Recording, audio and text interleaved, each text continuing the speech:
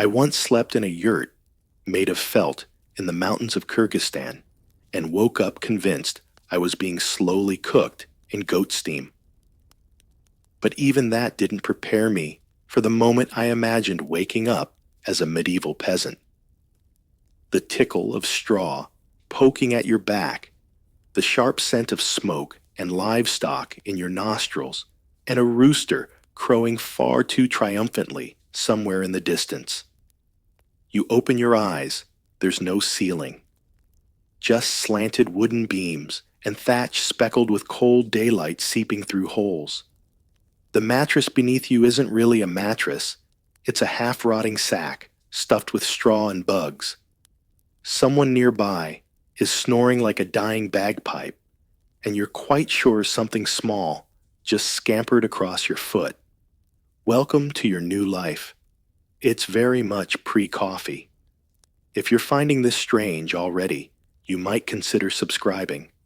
I promise things only get itchier, muddier, and more historically uncomfortable from here. And if you're listening to this from a strange time or stranger place, maybe tell me which historical era feels like your weirdest dream. Now dim the lights. Maybe turn on a fan for that soft background hum.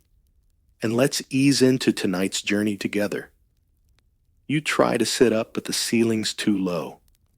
And your head, it hits a rafter. That's when you notice there are other people here. Not just one or two, but 6 or 7, all asleep in strange poses around the single-room cottage. An old woman mutters in her sleep. A child with matted hair stirs beside a low hearth. There's a dog curled up on someone's legs, snoring more peacefully than anyone else. The air smells like ash, fermented cabbage, and something deeply unwashed. You fumble for your phone out of instinct, but of course it's not there. Neither are your clothes. You're wrapped in layers of wool that feel like sandpaper dipped in goat grease. Outside, the early light filters in through the thatch, casting odd broken patterns across the floor. You notice a cracked jug of water near the hearth. It's partially frozen. Your first interaction with medieval daily life begins not with language or ritual, but with the raw, shivering need to rinse your face. In medieval rural homes, morning often started with a splash of icy water, sometimes kept in wooden buckets from the night before. No heated basins, no peppermint soap, just cold, muddy relief. You splash your face, and the shock makes your teeth clatter. From a dark corner, someone stirs a gaunt man with missing teeth and a sun-leathered face. He grunts in your direction and mutters something unintelligible. You nod back, trying to seem normal. He coughs twice, stands, and urinates into a pot by the door without a word. You quickly avert your eyes. That's when you notice the floor, packed dirt, lightly swept, but scattered with bits of straw wood chips and chicken droppings. You wonder if they had shoes. Probably not indoors. Definitely not warm ones. Medieval peasant homes were small, smoky, and multi-purpose. The same space held the kitchen bedroom storage and sometimes animals. Windows were rare, and when they existed, they lacked glass, just oiled cloth or open shutters to let in light and cold equally. Some homes had raised sleeping platforms for elders or important guests, but most slept together on the floor. Not for comfort, but for heat and safety. You hear a clang. Someone outside is already chopping wood. Another figure rises from the floor and heads toward the door, stepping carefully over limbs and muttering a prayer. You realize you're the only one not moving. It dawns on you that your awkwardness is already suspicious. But what's more alarming is the faint smile from the old woman by the fire.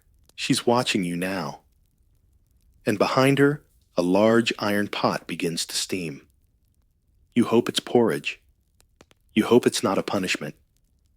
There's no aroma of coffee, no gurgle of a machine, no clink of ceramic mugs. Just the heavy scent of wet ash, boiled grain, and something earthy, like barley gone vaguely sour. You shift toward the hearth, drawn more by the promise of warmth than food, only to be handed a wooden bowl by a teenager with soot-streaked cheeks and a wry expression. You peer inside. It's beige, lumpy, possibly moving. Breakfast in medieval Europe was rarely a grand affair, especially for peasants. What you're holding is likely pottage, a catch-all stew of whatever was left from last night's meal, thickened with oats or barley and flavored by thyme rather than spice. It might have turnips. It might have onions. It definitely doesn't have sugar or flavor.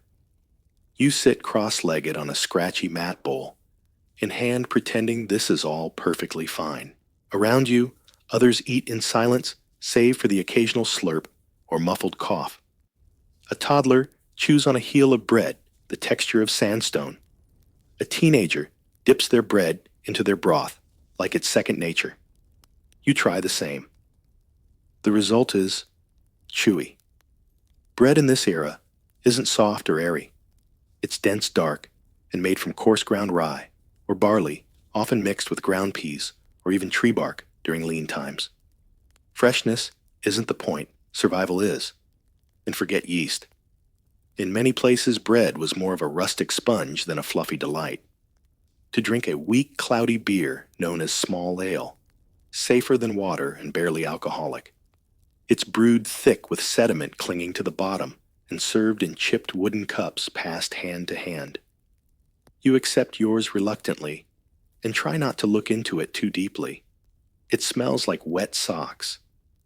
The absence of coffee is profound. You miss it with a kind of spiritual ache. Coffee wouldn't arrive in Europe until the 17th century, and even then, only in elite circles.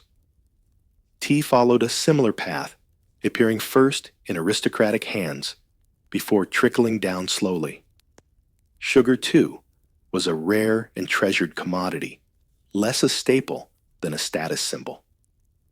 Scholars debate precisely when sugar began to infiltrate rural diets, but most agree it wasn't any time soon for folks like this. Honey was more common, but even that was limited. Sweetness was a luxury your tongue wouldn't recognize for weeks, maybe months. Someone across from you points at your hands and says something sharply. You freeze mid-bite, unsure what crime you've committed with your spoon. Then you realize you're holding it wrong. Or perhaps you used your left hand. In medieval culture, dining etiquette varied wildly between regions, but certain unspoken rules were sacred. Which hand you used, when you spoke, who you passed food to, and when. The older woman beside you gives a patient smile and demonstrates the proper technique, eating slowly with your right hand only and always nodding thanks after taking a portion. You mimic her as best you can. There's a strange comfort in it, like a rhythm you're slowly remembering. A chicken clucks behind you. It's inside the house. It walks past your shoulder and pecks at the straw near the fire. No one seems alarmed. This is normal. Your host family doesn't seem cruel, just curious, wary, as if you might be a cousin from a distant village, returned with odd manners and strange speech. They don't ask questions. They don't have to. Your discomfort is obvious.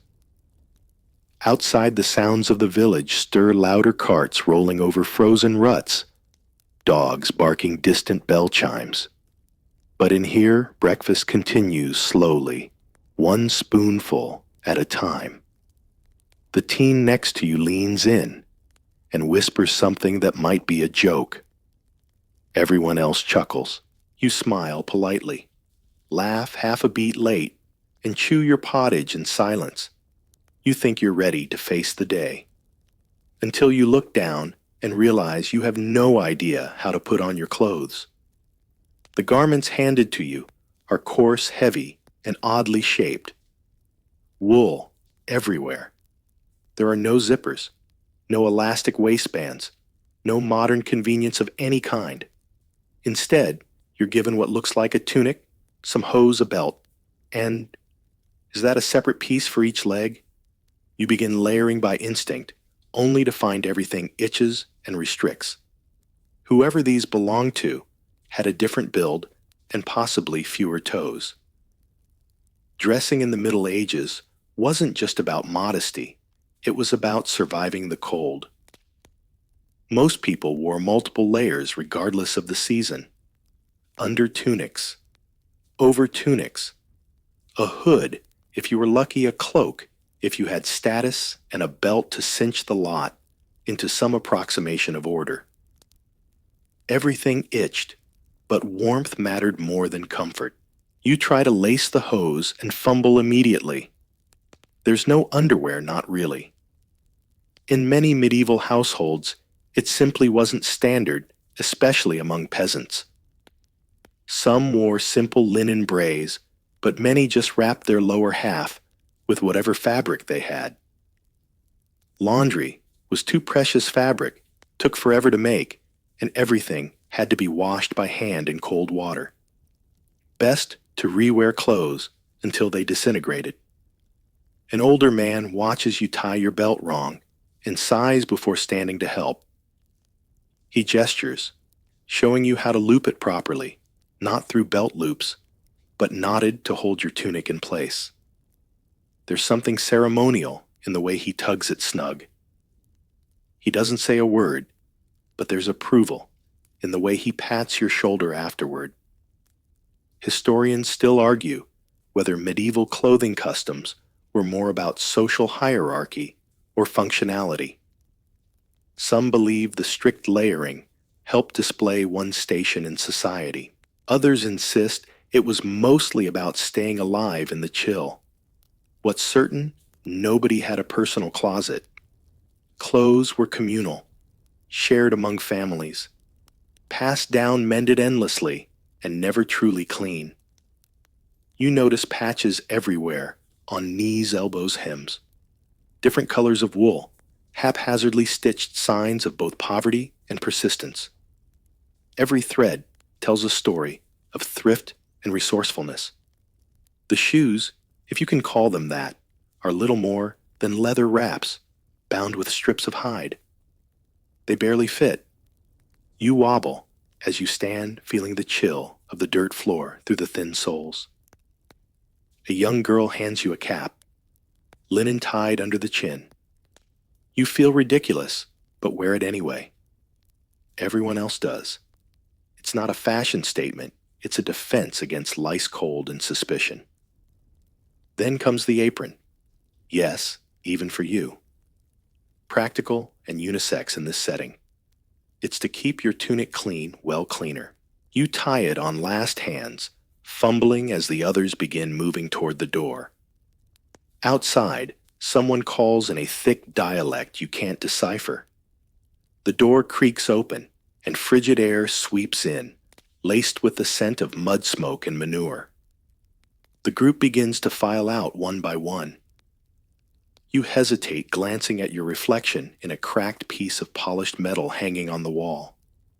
You look like someone else entirely, like a figure from a painting you once saw in a museum brought clumsily to life. There's no identity here. No favorite hoodie, no expressive t-shirt, no personalized anything. You are layers and stitches, warmth and wool. You are just another peasant, indistinguishable at a glance. And yet, as you step outside and the wind cuts through your makeshift outfit, you feel a strange flicker of belonging. You look like everyone else. You smell like everyone else. You itch like everyone else. You are, for now, one of them. The moment you step outside, your foot sinks with a sickening squish. It's not mud, or at least not just mud. The narrow dirt path is littered with a week's worth of village life ash tossed from the hearth food scraps left for chickens, and most noticeably human and animal waste. You take another step, trying to avoid the worst of it, but it's hopeless. Your shoes, or rather your loosely wrapped leather apologies for shoes, offer no protection. The cold seeps through, and with it, the stench. You nearly gag. In medieval towns and villages, streets weren't designed for walking. They were just empty space between structures. No sidewalks, no gutters, and certainly no sewers. People dumped chamber pots directly into alleys or roadside ditches. Pigs and dogs roamed freely, snacking on leftovers and adding their own contributions. The result was a pungent stew of daily life, made worse during rainy seasons. You dodge a chicken feathers flying as it squawks indignantly. Nearby, a boy chases a goat with a stick, shouting in a sing-song voice. A woman dumps a pail of gray water out her doorway without looking. It splashes mere inches from your leg. That's when you realize no one seems particularly bothered. This is normal. Sanitation by modern standards simply didn't exist. Yet villages had their own rhythms of cleanliness, communal schedules for sweeping paths or removing refuse, especially before festivals or market days. Some towns even employed rakers or street sweepers to tidy public spaces. But compliance was uneven, and enforcement even less so. You step gingerly toward a row of houses, scanning for a clearer path. There's a raised wooden plank bridging a particularly foul patch. You make your way across, arms outstretched, for balance only to slip slightly. A nearby man chuckles, says something in a dialect you can't understand, then points to your shoes. You nod as if that explains everything. The man spits into the muck and continues on. The buildings are crooked, leaning inward like gossiping neighbors. Roofs sag under the weight of damp thatch. Smoke drifts from crooked chimneys blending with the fog. Laundry flaps on lines strung between buildings, mostly grays and browns, though one bright blue tunic flaps like a flag of accidental wealth. You catch sight of a communal water trough. Horses drink from one end, while a woman scrubs a pot at the other. A child splashes nearby with a stick. Hygiene here is relative. Some scholars argue that medieval communities weren't as filthy as we imagine, that they had surprisingly consistent hygiene habits given their constraints. Others point out the high mortality rates from diseases like dysentery, arguing that poor waste management directly contributed to deadly outbreaks. The truth likely lies in the middle. Rituals of cleanliness existed, but were constantly at war with structural limitations. You finally reach a drier patch and exhale. The cold wind slices through your tunic layers, making your eyes water. You spot a cluster of villagers gathered near a well, passing around a jug and laughing. The laughter sounds oddly modern, boisterous, full of private jokes. You wonder what they find so funny in a world with no plumbing. A dog trots past with a bone in its mouth. Behind it, a man carries a wooden shovel slung over his shoulder. You recognize the look of a task reluctantly accepted. Earlier, you marveled at the inside of the home, cramped but warm. Out here, the world is larger but harsher. There are no paths, only suggestions. No order, only adaptation. Still, you keep walking. One slow step at a time. Because muck or not, the village is waking up, and you're part of it now. You spot someone coming toward you, a man in a cap too large for his head, walking with a confident gait and carrying a woven basket. You think this is your moment. You raise a hand, offer a tentative greeting, and smile. He stops, stares, then frowns with the subtle intensity of someone who's just smelled something odd but can't say what. He squints at your clothes, your posture, your eyes. Then slowly, without a word, he adjusts his cap and continues past you, leaving behind a faint trail of suspicion in the chilly air. You just broke about 12 invisible rules. In medieval society, etiquette wasn't about politeness, it was survival. Communities were tight-knit, and every gesture carried coded meaning. A wrong bow, a mistimed smile, a hat worn too early in the day. All could mark you as strange. And strange was dangerous. You replay your greeting in your mind. Did you forget to remove your cap? Were your hands too visible? Did you, heaven forbid, make eye contact too directly? Hat behavior in particular held strange power. Some villages required men to uncover in greeting. Others expected them to keep their hats on, unless in the presence of clergy or lords. And if a woman spoke to a stranger without a veil, entire households could be implicated in the gossip mill. Historians still puzzle over how these hyper-local customs evolved, but the consensus is that each village ran on its own rulebook, and you just flubbed the opening page. A child laughs behind you. You turn to see two girls whispering and pointing at your boots. One of them mimics your stiff-legged walk with exaggerated drama. You manage a grin and bow slightly. They shriek with laughter and run. Trying to make a friend, it turns out, is a full-contact sport in the Middle Ages, and you're already down by several points. You pass a group of older women sitting on a bench near a bread oven, their aprons powdered white. They hush the moment you approach.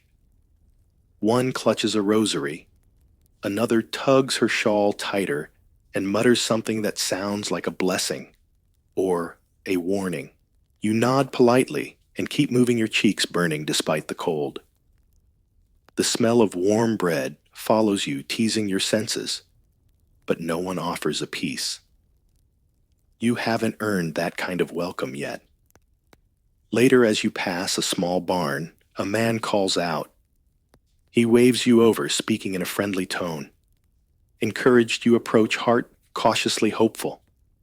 He gestures for you to help with something, stacking straw maybe.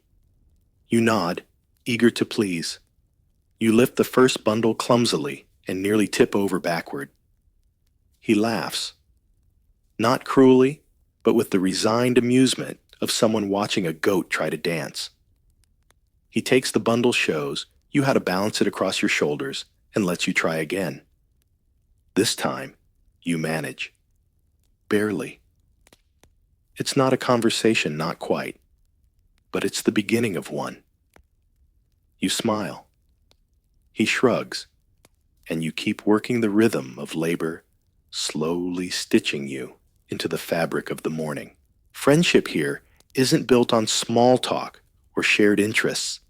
It's built on familiarity, on knowing your neighbor's rhythms, on showing up with a strong back and a quiet mouth. Trust, like bread, takes time to rise. As you finish the last straw bundle, the man pats your shoulder, then points toward the market square. He says one word, go. And this time, you think it might be an invitation. The path widens, and suddenly the village opens like a pop-up book. You step into the market square, a patchy stretch of trampled earth, surrounded by wooden stalls, carts, and the occasional aggressive goose. It's not grand, but it's alive, buzzing with color sound and a certain chaotic order.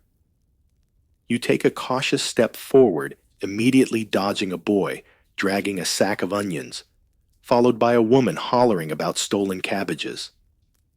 The air smells of fish, herbs, smoke, and something sweetly rotting. You have no idea where to look first. Stalls brim with goods, both familiar and bizarre. Rough brown bread loaves stacked like bricks. Cloth dyed in muted ochres and greens. Skewered eels wriggling slightly as if they haven't gotten the memo. Jugs of honeyed ale. Bundles of herbs that might be medicine or might be witchcraft, depending on who you ask. A man shouts something at you from behind a stall piled with nuts. You walk over, smile, and point to a handful. He responds in rapid dialect, extending his palm. You reach into your pocket and pull out nothing, not even lint. Then you remember you're broke. And even if you weren't, what would you pay? Within the Middle Ages, money wasn't just about having coins. It was about having the right coins. A single silver penny might have been enough to buy a chicken or a jug of ale, but only if it was properly minted, untarnished, and not clipped. Coin clipping slicing small bits off the edges was a real problem, and merchants weighed coins to test for fraud. Some even bit them. You find yourself wishing for a pocket full of modern quarters. At least those had standard sizes. Barter was often the safer bet. A bushel of turnips for a spool of thread. A day's work in exchange for a mended shoe. But you have nothing to trade except your general confusion, which unfortunately isn't in demand. A nearby woman offers you a sympathetic smile and hands you a dried apple slice. You nod in thanks, uncertain whether you've just agreed to buy her entire cart or accidentally proposed marriage. She walks away laughing. Probably just kindness. Probably. You wander deeper toward the fishmonger. The stall reeks of river silt and salt, and you spot flounder eel and a few unidentifiable things with teeth. Above the stall hangs a string of dried fish like a garland. A cat eyes it hungrily. The market sounds grow louder. Vendors shouting offers, children playing with wooden hoops, a man performing an off-key ballad with a lute that has only 4 strings left. You notice a group of monks near the edge of the square speaking with a parchment seller. Their robes are threadbare but tidy. The parchment glints faintly in the sun, sheepskin carefully scraped and cured. You edge closer, curious. They're arguing over a copied manuscript. The script is cramped dense with ornate red flourishes. It might be a legal contract, or a sermon, or a recipe. You can't tell. In towns like this, literacy was rare and precious. Parchment was valuable, and writing was mostly done by clergy or scribes. Even the market signs, those that existed, used simple images: a fish for the fish stall, a boot for the cobbler. Historians still debate how much the average medieval person understood about written language. Some believe peasants relied entirely on oral tradition. Others argue they were more literate than we assume, just in ways we don't measure well, like reading symbolic marks or tally sticks. You step away from the monks and glance around. The woman with the apple is now haggling over cabbage. The fishmonger is slapping a cat away with a stick. Someone's playing a drum made from an old pot. This isn't just a market. It's the village's beating heart, a place to trade, gossip, flirt, pray, and occasionally shout about onions. You don't buy anything, but you feel a little richer just for standing here.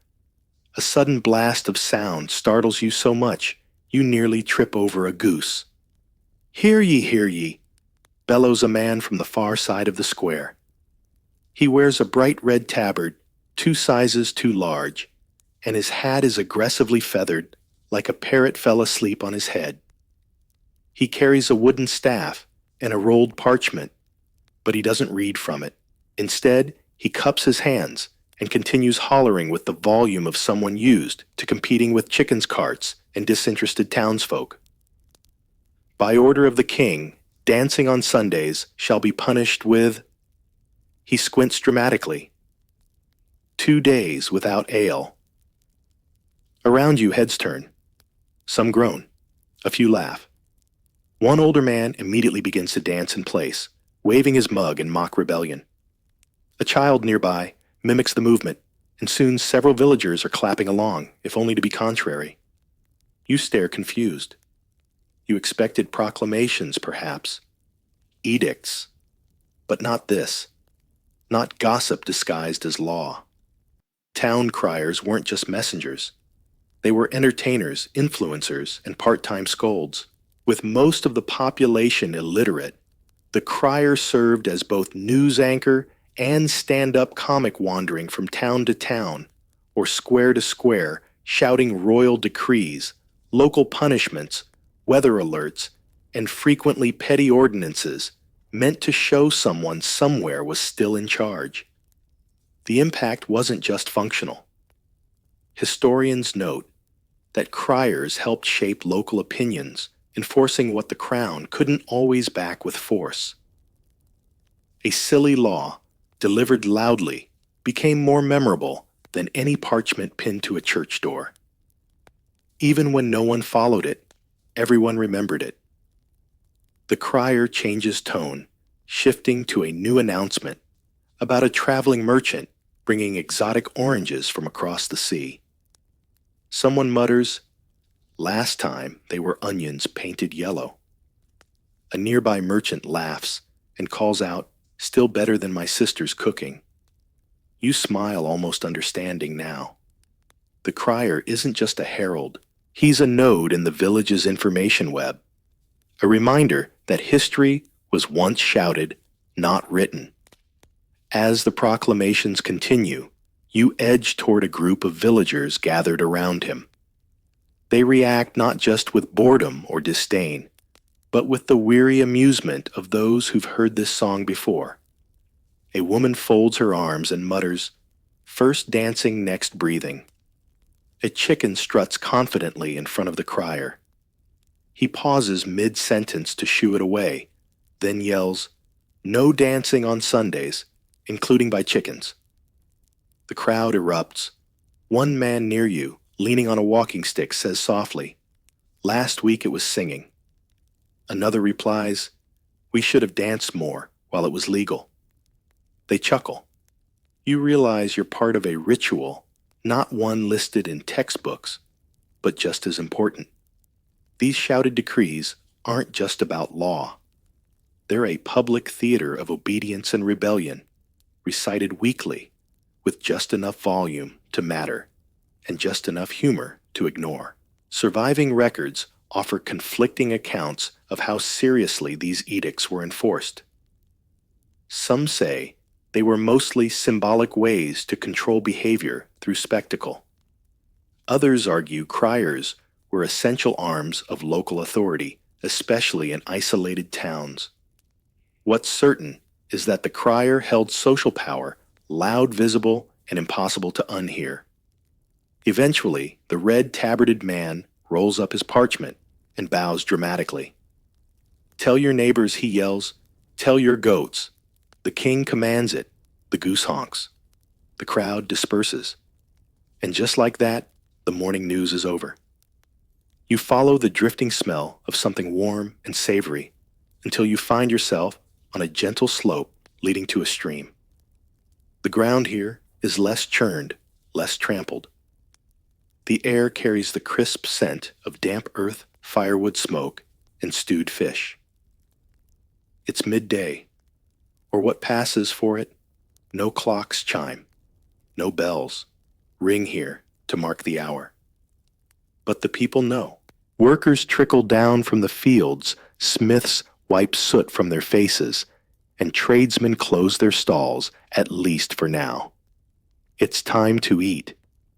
You join a loose circle of laborers sitting on the grass near the water, their hands already busy with crusts and flasks. One nods at you and gestures to an empty patch. You sit cross-legged, and someone passes you a chunk of rye bread that could double as a brick. Lunch is informal, fast, and mostly quiet. People chew with the kind of concentration that comes from burning calories just by staying warm. Someone offers you a sliver of pickled onion. Another tears a strip of dried meat and passes it down. Then comes the main event, a dented wooden bowl filled with steaming stew, thick and cloudy. You hesitate. They urge. You sip. And it's fishy. Warm, slightly gritty, not bad. Waterfish barley and root vegetables. This was peasant fare, nutritious enough to survive, bland enough to avoid craving. Freshness depended entirely on how recently someone had visited the river and whether they brought back more than leeches. Water sources in medieval villages were shared between humans and animals alike. Streams served as laundry stations, drinking sources, and sometimes waste disposal, all within a few feet of each other. The idea of clean water was relative, and boiled stew was often safer than a direct sip from the source. The man beside you lifts his sleeve to show a scar running up his arm. Leech. He mutters, then laughs. Another nods solemnly and pulls up his tunic to reveal a similar mark. They treat it like a badge of honor. Leeches weren't just an accident, they were a medical strategy. Medieval medicine, rooted in humoral theory, saw leeches as a way to balance the body. Too much blood, let it out. Too little bile, try garlic. Doctors might be rare, but folk remedies were as plentiful as turnips.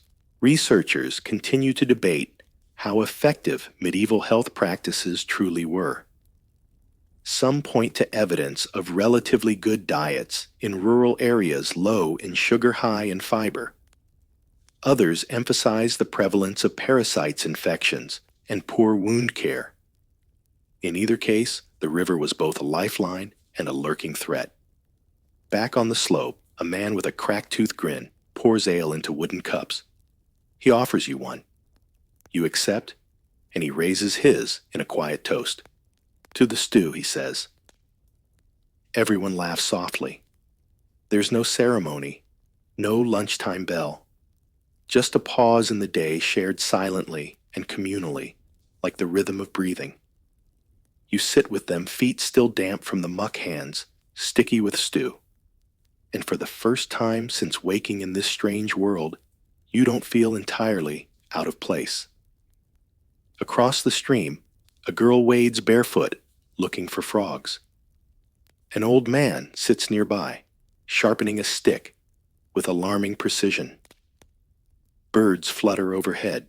Someone begins humming a song you've never heard, and someone else joins in without missing a beat. Lunch is ending.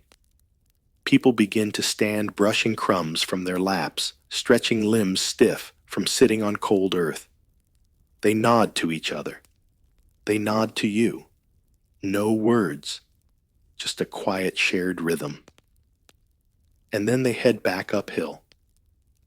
You follow the slow trickle of villagers back toward the center of town, thinking perhaps the hardest part of your day is behind you. Then you see him, a robed man, standing in the middle of the road, arms folded, surrounded by grim-faced locals, holding basket sacks, and in one case, a live chicken. It's the tithe collector.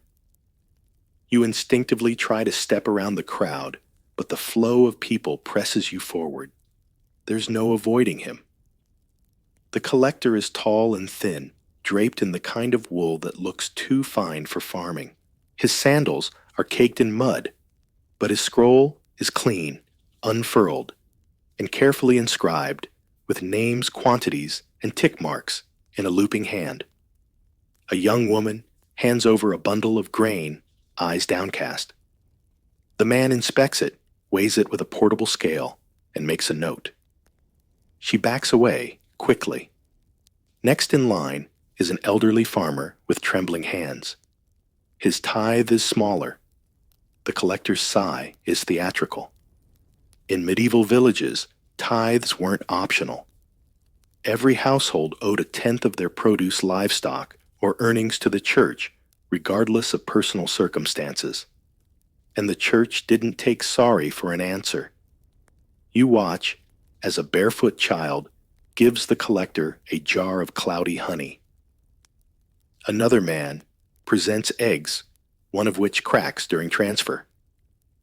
The collector frowns, writes something down, and waves him off. The man looks both relieved and ashamed. The line thins, and you suddenly find yourself too close. The collector turns toward you. His eyes narrow. You have no bundle, no grain, no offerings, just itchy clothes, frozen feet, and a vague expression of guilt. He says something in a measured tone, possibly a question. You stammer. A nearby woman interjects, speaking quickly. The collector grunts, makes a small mark beside your name, yes, your name, and moves on. You exhale, deeply. Surviving records suggest that even beggars were expected to tithe in whatever form they could, a coin of prayer labor for the local priest. Scholars debate whether the tithe system was truly about religious obligation, or whether it functioned more like a tax with divine branding. Either way, evasion was frowned upon, sometimes harshly. You drift toward the back of the crowd, heart still racing. A man beside you whispers, "He won't come again till next month, unless the abbot's feeling greedy." There's a bitterness in his voice, but also resignation. Everyone here accepts the tithe collector as inevitable. Like cold wind or leaky roofs, nearby, a woman counts out peas into a small wooden cup. Her hands tremble slightly, not from fear perhaps, but from hunger. Her children wait behind her, quiet and watchful. She turns, gives them each a single pea, and presses the rest into a cloth bag. That's lunch, you realize. And they gave up 10% of it. Tithe barns, where these offerings are stored, dot the countryside like quiet fortresses. Often larger than any house in the village, they stand heavy with grain wool cheese, wheels dried herbs. Not for feasting, but for collection. Redistribution, in theory. Or trade. Or storage for winters that might come early. You glance back at the collector. He's rolling his scroll, now preparing to leave. He mounts a donkey with studied grace like a man used to being obeyed. As he rides off, a rooster crows far too proudly given the mood. The villagers don't linger. They return to their chores, their fields, their patchwork routines. You're left standing in the dust, still wondering how your name got on that scroll. The sound reaches you before the sight does. Raised voices, stamping feet, the occasional squeal. You round a bend near the town square and stop cold. A pig is on trial. Not metaphorically, not symbolically. A real pink, mildly panicked pig stands tethered before a cluster of robed men beneath a creaking wooden canopy. The bailiff reads from a scroll. The pig, mercifully unaware of the charges, snuffles at a dropped turnip. You blink. No one else seems surprised. The gathered villagers are deadly serious. A few lean forward, hands clasped. One woman murmurs what sounds like a prayer. The man beside her chews his lip. A young boy whispers, "Do you think they'll hang it?" Medieval law had its quirks, and none stranger than its tendency to treat animals, especially pigs, dogs, and goats, as legal persons when it suited the moment. If a pig trampled a garden or bit a child, it could be fined. If it killed someone, it might be tried, sentenced, and executed publicly. Scholars have long puzzled over the logic.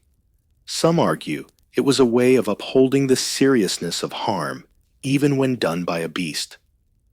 Others believe it was performative, a theatrical assertion of order in chaotic times. Whatever the reason, the records are there.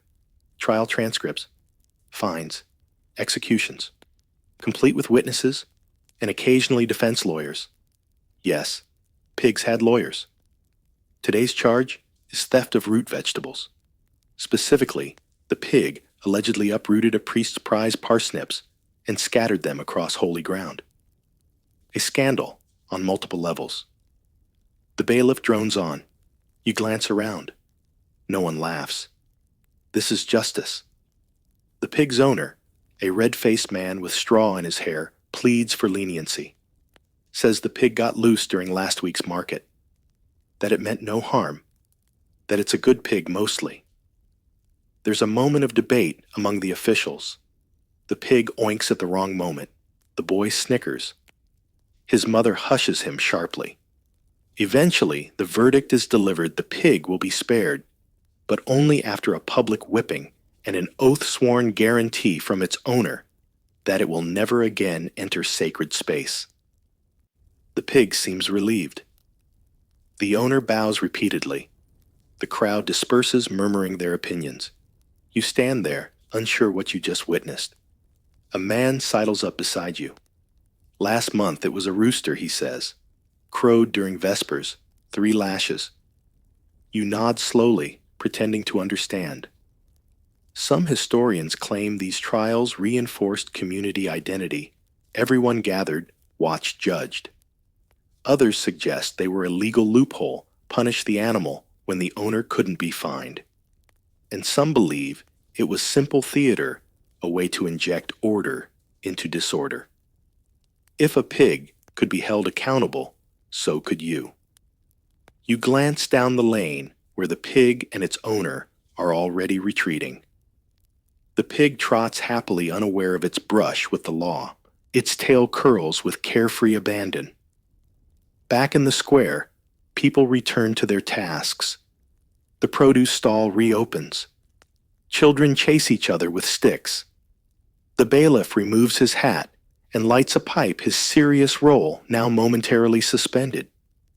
It's as if the trial never happened. But you know it did. You step away from the square, the image of the pig still lingering in your mind. And for a moment, you wonder, if this is justice here, what else might be possible? You're halfway down a cobbled lane when a bell rings low, sonorous and oddly calming. Then a moment later, a second bell joins in. Lighter, brisker.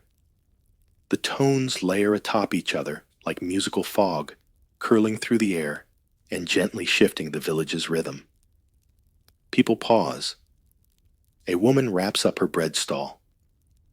A boy drops a stick mid-game and bolts toward the churchyard. Even the chickens seem to register it, though it's possible they're just reacting to the boy. You pause too, trying to decipher what it all means. Then another bell strikes a sharper tone, almost urgent, and a group of monks emerge from a nearby abbey, cloaked in brown, moving as one. The older ones murmur prayers. The younger ones look hungry. You realize something profound. These bells aren't random. They are the clocks, the alerts, the alarms. In a world without watches, without scheduled school bells, or digital reminders, bells ruled the flow of time. Monasteries rang them to mark the divine hours, a schedule of prayer work and rest rooted in spiritual discipline. Villagers adopted the habit, using the peals to measure when to rise, when to pause for meals, when to head to evening mass, and even when to hide from danger. Each bell had its own character. Vespers, for example, called for the evening prayer, slow, deep, and calming. Matins in the dead of night sounded eerie and thin, and the tocsin fast, frantic, meant to signal fire invasion or outbreak. You'd know it when you heard it, and hope you never did. You ask a nearby man what that particular pattern means. He shrugs and says something about mid-meal reminder, possibly a joke, possibly deadly serious. Monasteries didn't just pray and copy manuscripts. They were also, in many cases, the village's pulse-managing water systems, land rental, even education. Bells were the voice of that power. And if a monk was late in ringing it, that monk might have extra stables duty that week. Researchers continue to debate whether bell schedules reflected a top-down enforcement of time or were embraced more democratically by medieval communities. Some see them as tools of monastic discipline imposed on lay people. Others argue they gave structure to otherwise chaotic days, offering reassurance in an unpredictable world. As the bell peals fade, a small procession forms, headed by an old nun with the determined pace of someone used to being obeyed. Children follow her like ducklings. She holds a tiny handbell, ringing it with deliberate rhythm, a teaching walk, you assume. A lesson in both piety and patience. You trail them, briefly drawn by the sound, until they disappear into a side building. The air is quieter now, softer, as if the bells had swept everything clean for a moment. You think back to the start of your day, waking to strange clothes, strange food, and even stranger judgment. Now, with every peal, the strangeness seems to settle into a kind of familiarity. You walk on. A single bell rings out again once. Long. You glance up at the sky. A shadow has crept across the sun, and the wind carries a sharper bite. Somewhere nearby, a blacksmith wipes his brow and sets down his hammer. A woman extinguishes a fire in her hearth. The rhythm has shifted again. Not by choice, but by bell. And so you keep walking your steps unconsciously, timed to the echoes of ancient bronze and old routines. It starts as a dull throb behind your molars, a distant complaint that quickly escalates to a pulsating ache. You wince and press your tongue against the sore tooth. Bad idea. The pain flares sharp and deep. Toothache in the Middle Ages. You've never felt more vulnerable. You stumble toward the nearest cluster of homes searching for help, though what kind of help you expect in a world without dentists, you're not quite sure. Then, as if summoned by your suffering, an older woman appears at the end of the lane. She's hunched, wrapped in layers of wool and linen, and carries a basket filled with herbs, cloth scraps, and what looks suspiciously like pliers. She spots you touching your jaw and nods knowingly. Before you can protest, she beckons you to a stool by her door. You sit partly out of desperation, partly because she radiates the kind of authority that makes protest seem futile. She pokes your cheek with a knobby finger, peers into your mouth, and tuts. Then she shows you the tongs. They're iron, slightly rusted, and definitely not sterilized. You begin to rise, but she places a firm hand on your shoulder and reaches into her basket for a strip of leather. Without a word, she offers it to you. You hesitate. She lifts her eyebrows. In the absence of anesthesia, medieval dentistry relied on speed strength and biting something that wasn't your own tongue. Leather sticks, or even another person's hand, were common. The procedure: yank it out before the pain catches up. You glance around, half hoping a time-traveling dentist might appear. No such luck. Before the woman can proceed, another villager approaches. He mimes a churning motion with his hands, then points to your jaw. The old woman considers. Instead of the tongs, she pulls out a wad of herbs, chews it slightly, then presses it to your gum with a soft cloth. A warm, numbing sensation spreads. Clove, maybe. Or meadowsweet. Surviving records suggest that while extractions were common, some medieval healers used surprising methods of pain relief: clove oil, vinegar rinses, mustard seed poultices. Not always effective, but better than nothing. And tooth drills. Those existed too, though mostly in wealthier cities. Some historians argue that medieval tooth care wasn't as primitive as assumed. Simple toothbrushes, chew sticks, or frayed twigs were used in parts of the world.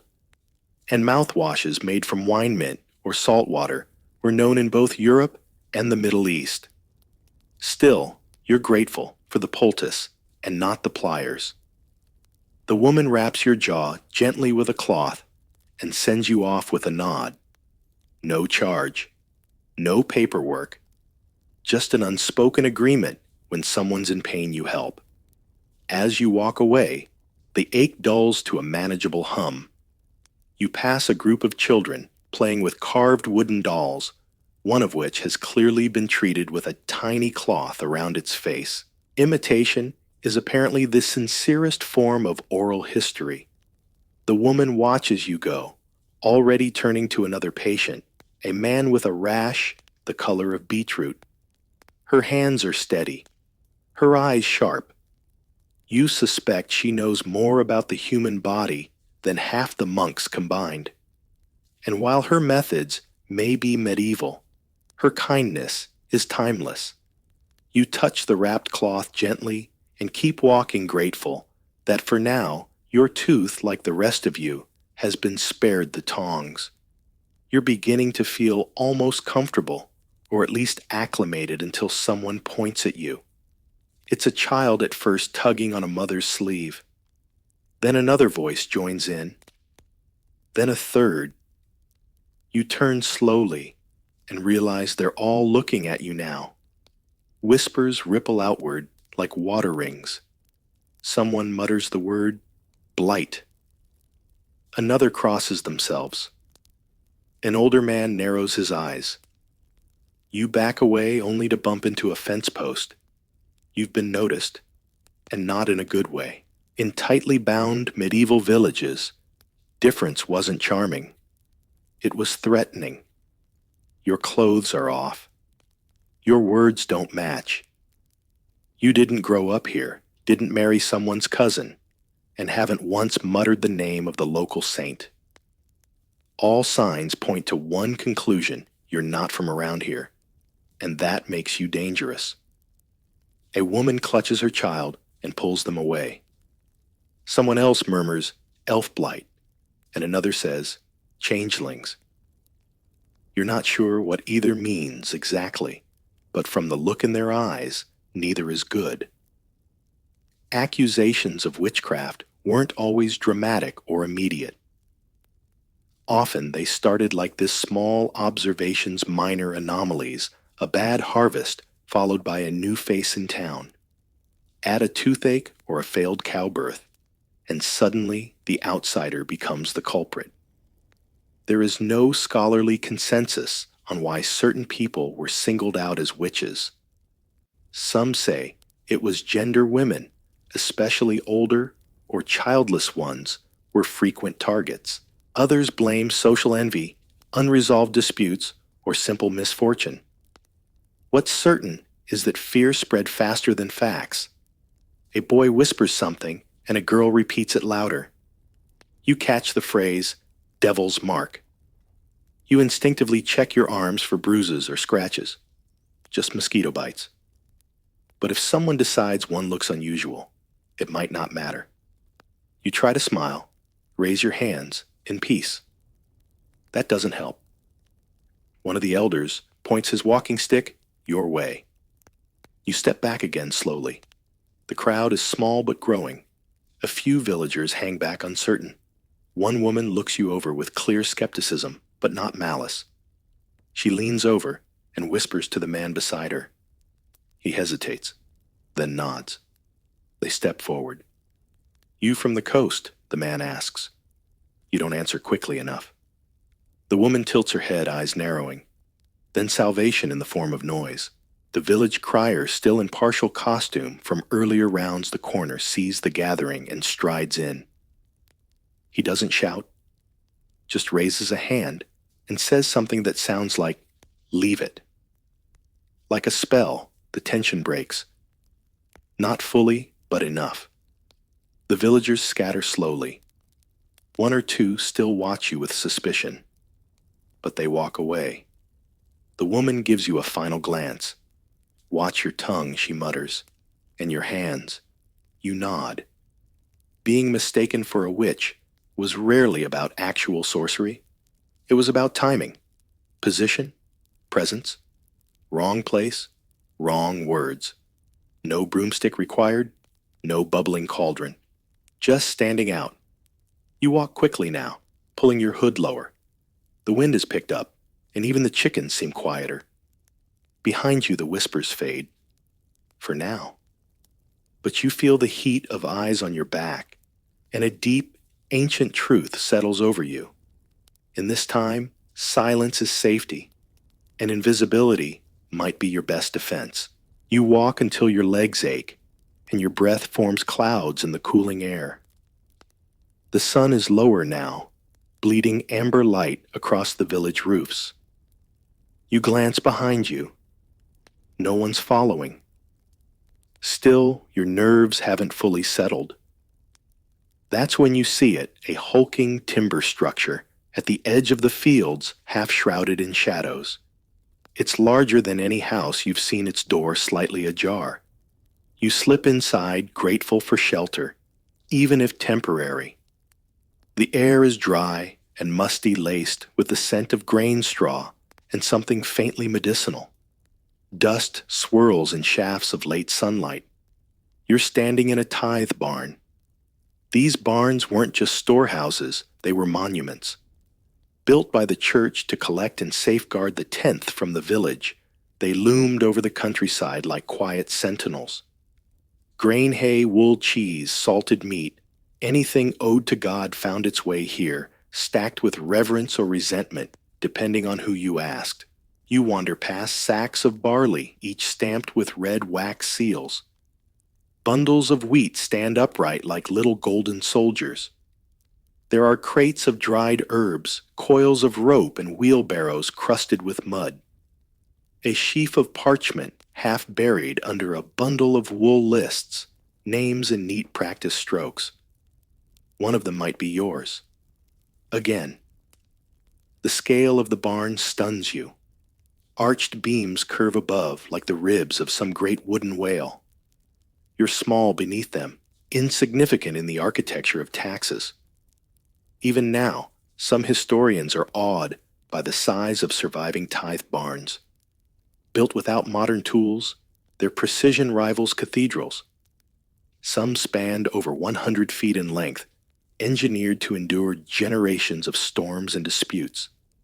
They weren't just functional, they were declarations.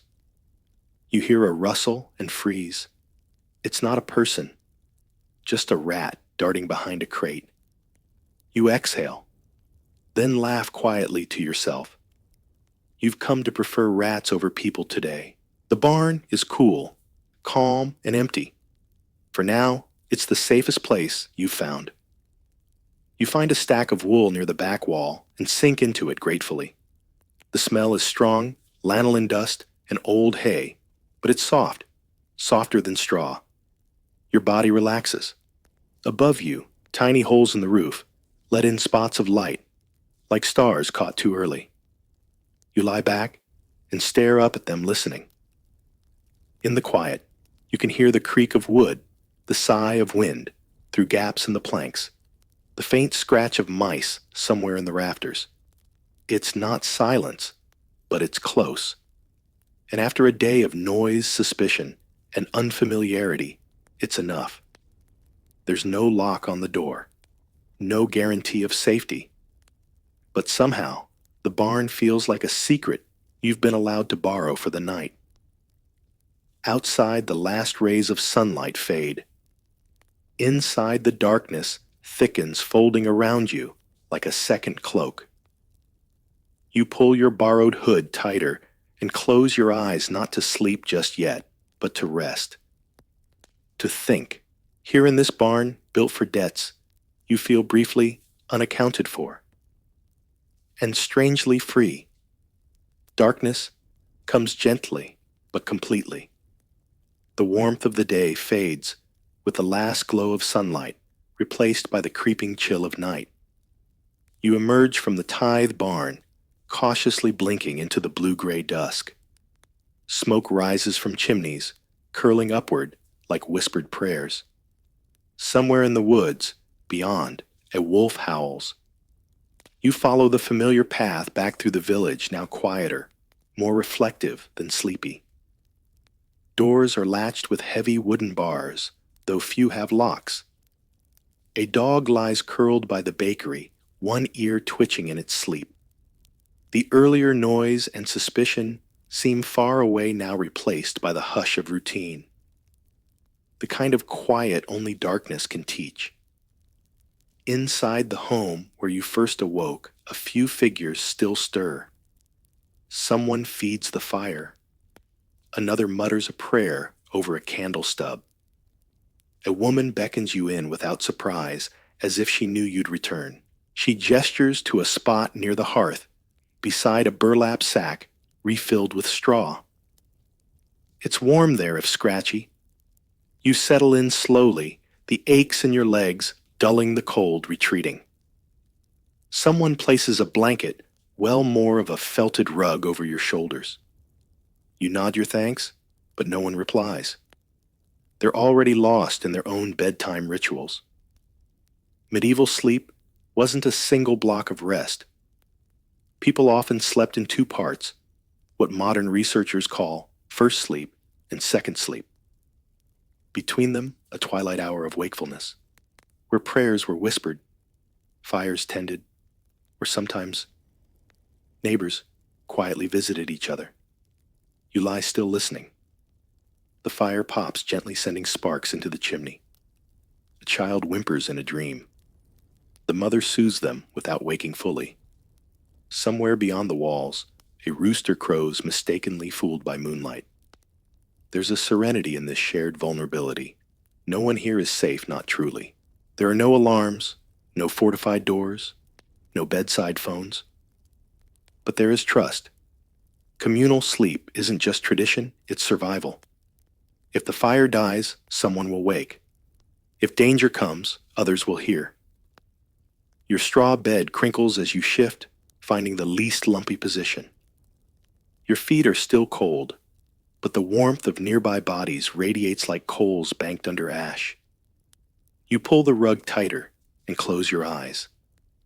In the darkness behind your lids, the images of the day return: the itchy wool, the laughing children, the crier's exaggerated proclamations, the solemn tithe collector, the strange pig on trial.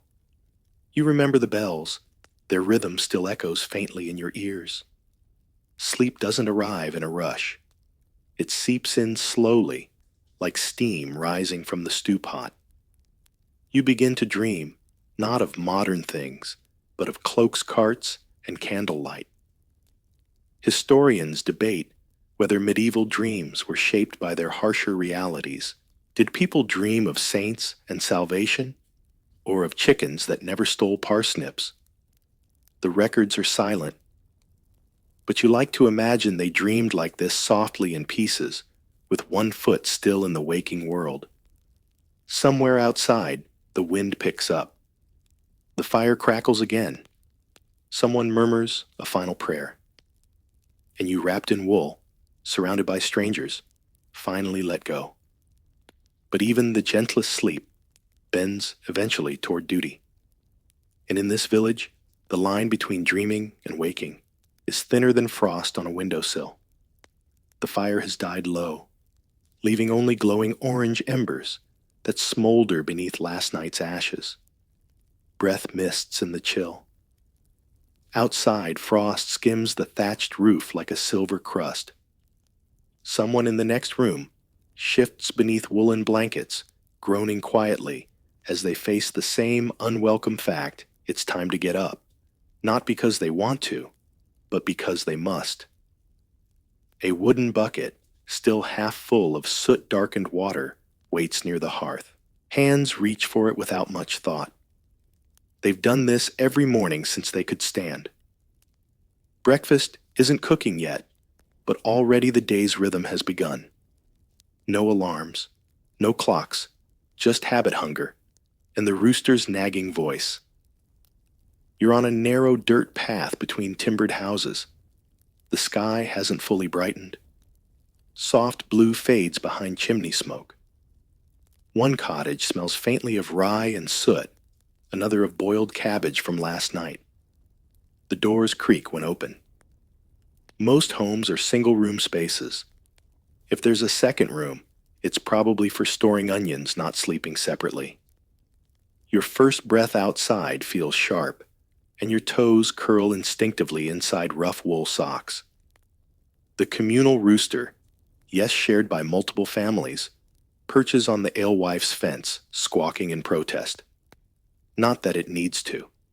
Everyone's already stirring. Inside a nearby house, someone stokes the fire with a twig bundle. Another person crouches low, blowing gently into the embers. It's a delicate art getting flame from almost nothing. If it fails, you'll need to beg a neighbor for a burning coal, an awkward walk of shame involving many apologies and probably some side eyes. You notice something curious. People wake up at different speeds, but they all begin with tasks. There is no lounging, no journaling, no coffee ritual. Instead, there's sweeping the hearth, shaking out straw mattresses, brushing crumbs off the trestle table, and hauling the chamber pot out with as little sloshing as possible. The chamber pot, by the way, is emptied behind the garden or near the pig pen. If it's market day, someone might even take it to the midden heap near the church wall. Sanitation. Let's just say medieval villagers believed in moving it along rather than washing it away. Though scholars still debate just how effective these early habits were, it's clear the rhythms of hygiene were tightly tied to the rhythms of labor. A boy with wind-tangled hair hurries by, clutching a pair of wooden clogs. He trips, recovers, and yells something about being late to turn the spits. You wonder late for what it's not like there's a schedule pinned to the barn. But everyone knows what time it is by feel. The smell of wood smoke thickens. Someone has succeeded in relighting their hearth, and the scent drifts across the village like a strange sort of success story. And still, no one's really talking. Not yet.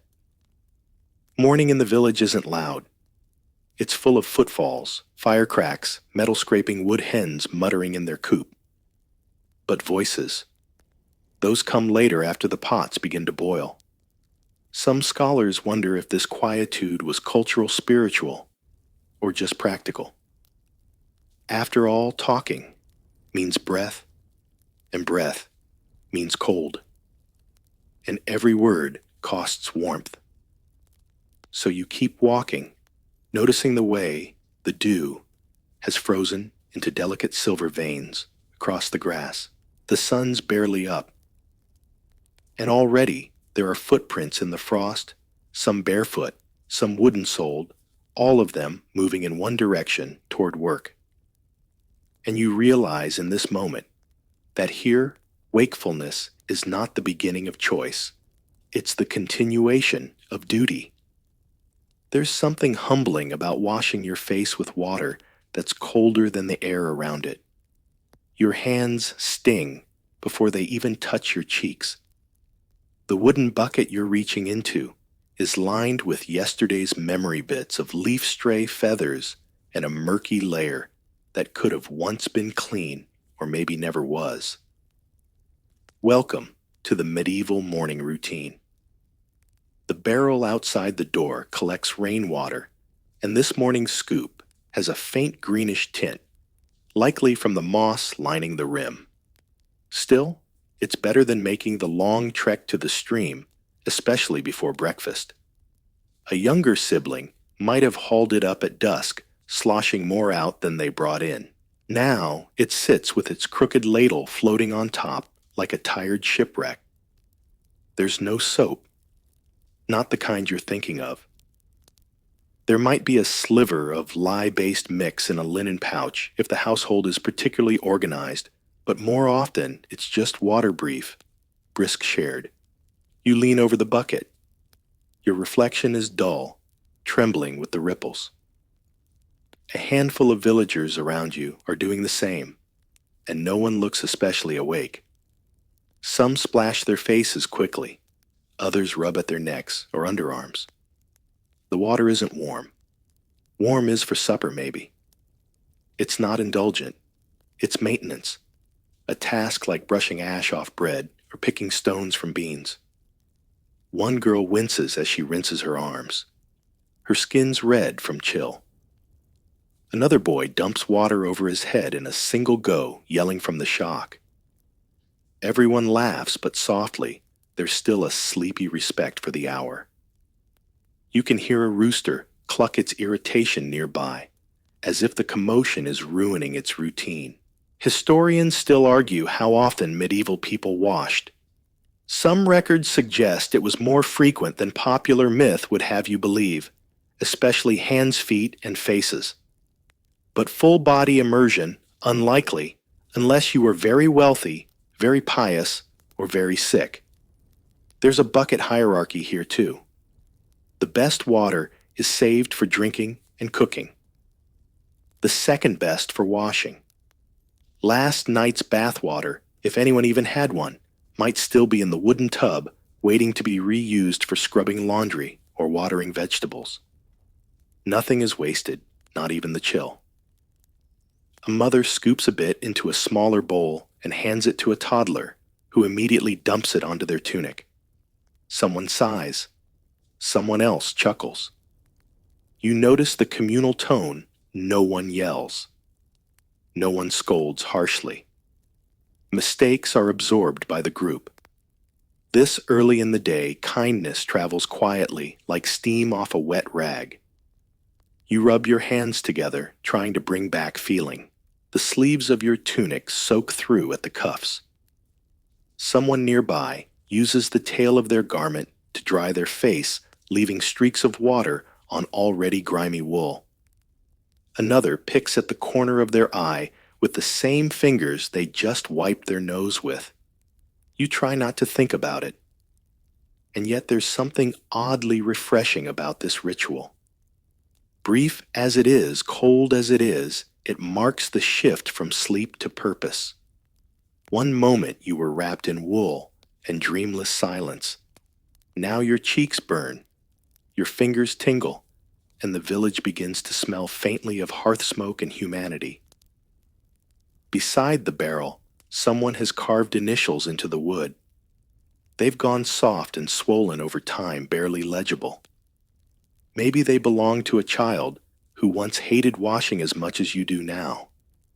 Or maybe they were proud of their water barrel, an odd claim to fame, but not impossible. After all, in a world where comfort is rare and warmth is earned, even yesterday's water has meaning. The first true warmth of the day doesn't come from the fire. It comes from shared breath around a bowl. You step into the cottage again, just as someone sets the wooden ladle into a steaming pot of pottage. The scent is hard to pin down. Part onion, part barley. A whisper of something that might once have been a carrot. It's not fancy, but it's hot. And in a medieval village, hot is halfway to luxury. A large wooden bowl sits in the center of the table, flanked by smaller ones if you're lucky, or by spoons if you're not. Most eat directly from the shared dish, dipping in with torn bread or a personal spoon kept tucked into a belt or sleeve. The bread is dense, a little sour, made with barley or rye. It has a crunch near the crust that suggests someone forgot to cover it the night before. You sit cross-legged on a stool, or maybe the floor. Benches are reserved for elders, or whoever woke up early enough to claim one. A child to your right is already chewing with their mouth half open, while a girl opposite keeps flicking crumbs into her brother's bowl when she thinks no one's watching. This isn't just breakfast. It's a ritual of hierarchy, etiquette, and unspoken rules. You don't speak until the eldest does. You don't reach across the bowl. And you certainly don't take the first bite unless you've been told to. Unless, of course, you're 3 years old and immune to every rule that ever existed. Some scholars suggest that table manners were stricter in peasant households than we often assume. Elbows off the table wasn't about politeness. It was about space. Spilling wasn't just clumsy, it was wasteful.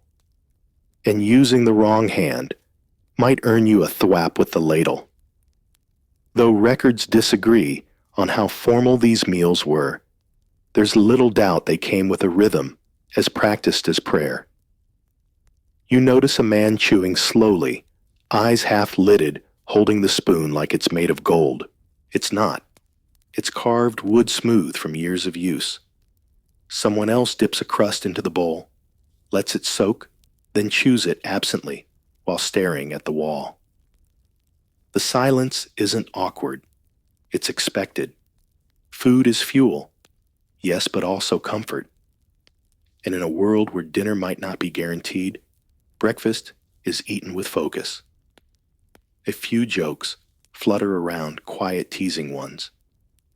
Someone mumbles something about the cook, adding too much nettle again.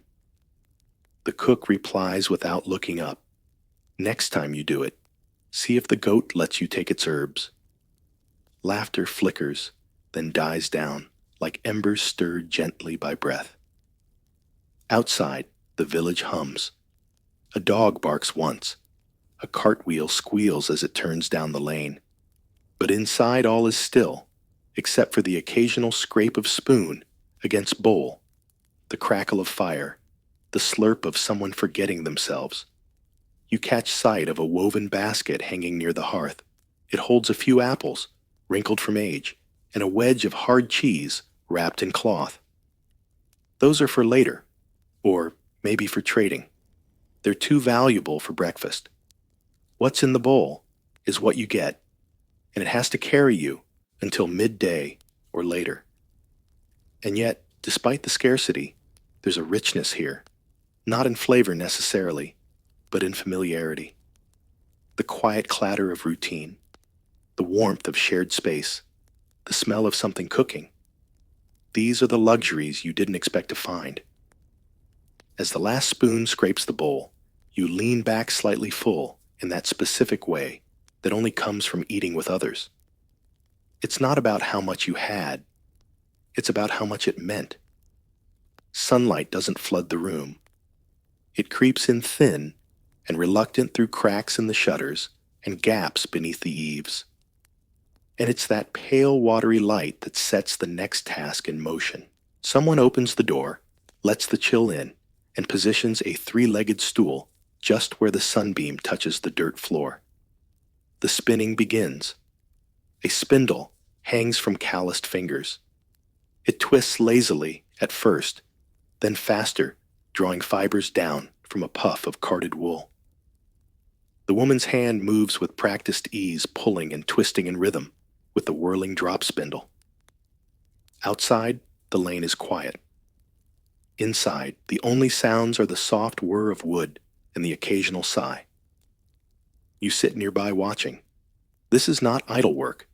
It's survival, finely disguised as stillness. Medieval villages needed wool, like modern ones need electricity. Without it, there were no tunics, no blankets, no winter. So women spun constantly while watching children, while chatting with neighbors, while sitting in doorways waiting for bread to bake. And they spun near light always. The door frame is prime real estate, catching what little sun peeks through the clouds. If someone else wants it, they'll hover, hoping the spinner finishes soon. Some might hum while they work. Others mutter under their breath, especially when the yarn breaks or snarls. And every so often, the spindle clatters to the floor and rolls under a bench, drawing groans from both spinner and nearby toddler. One woman works with a distaff tucked under her arm, a bundle of wool wrapped in a cloth. It feeds the spindle like thread from a spool. Her fingers move so quickly you think she might be conjuring spells.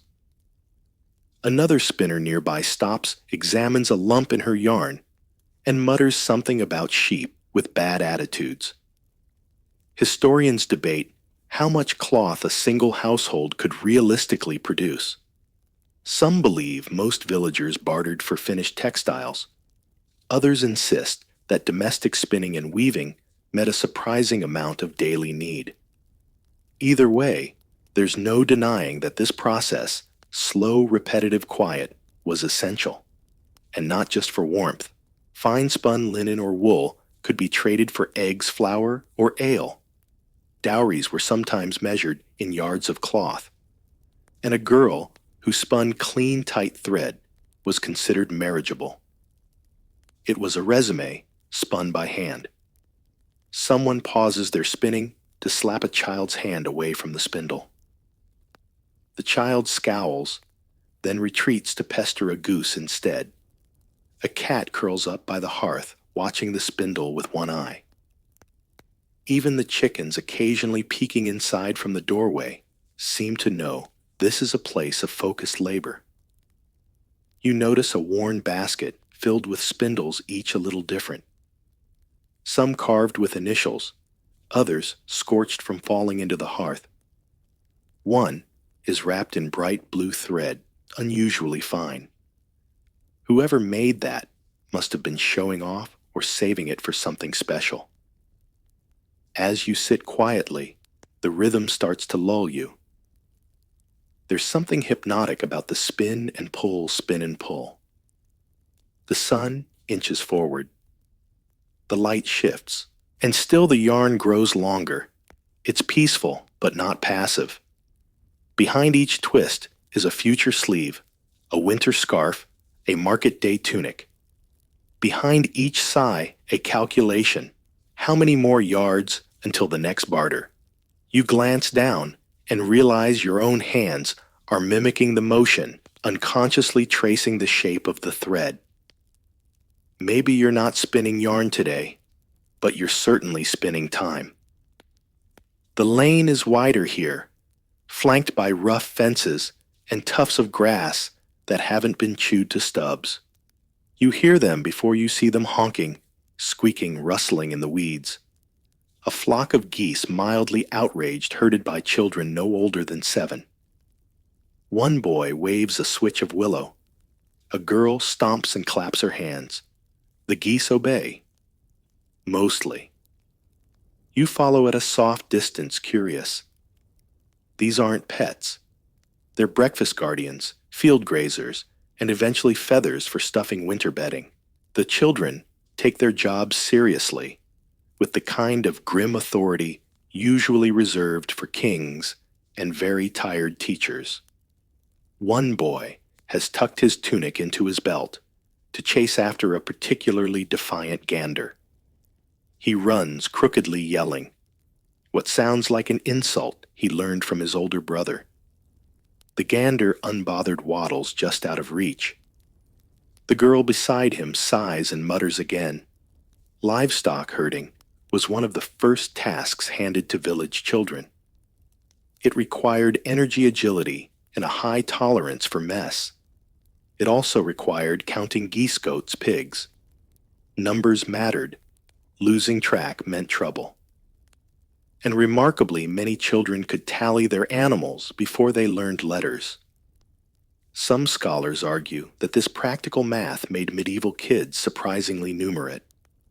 Others point out that village life demanded only the numbers that fed or fined you. How many eggs for a pail of ale? How many sheep until your taxes rose? No one needed calculus to keep geese out of the herb garden. You crouch beside a low stone wall and watch a girl coax the flock toward a patch of clover. Her staff is more symbolic than functional, but the geese follow her anyway. There's a rhythm to her movements, tapping, stepping, pausing, turning that speaks of long practice. Maybe she's been doing this since she could walk. A boy nearby carries a sack with a broken strap filled with pebbles and twine. For throwing, he explains solemnly. Not at the geese, at the foxes. He narrows his eyes like he's already imagining the battle. You nod, impressed.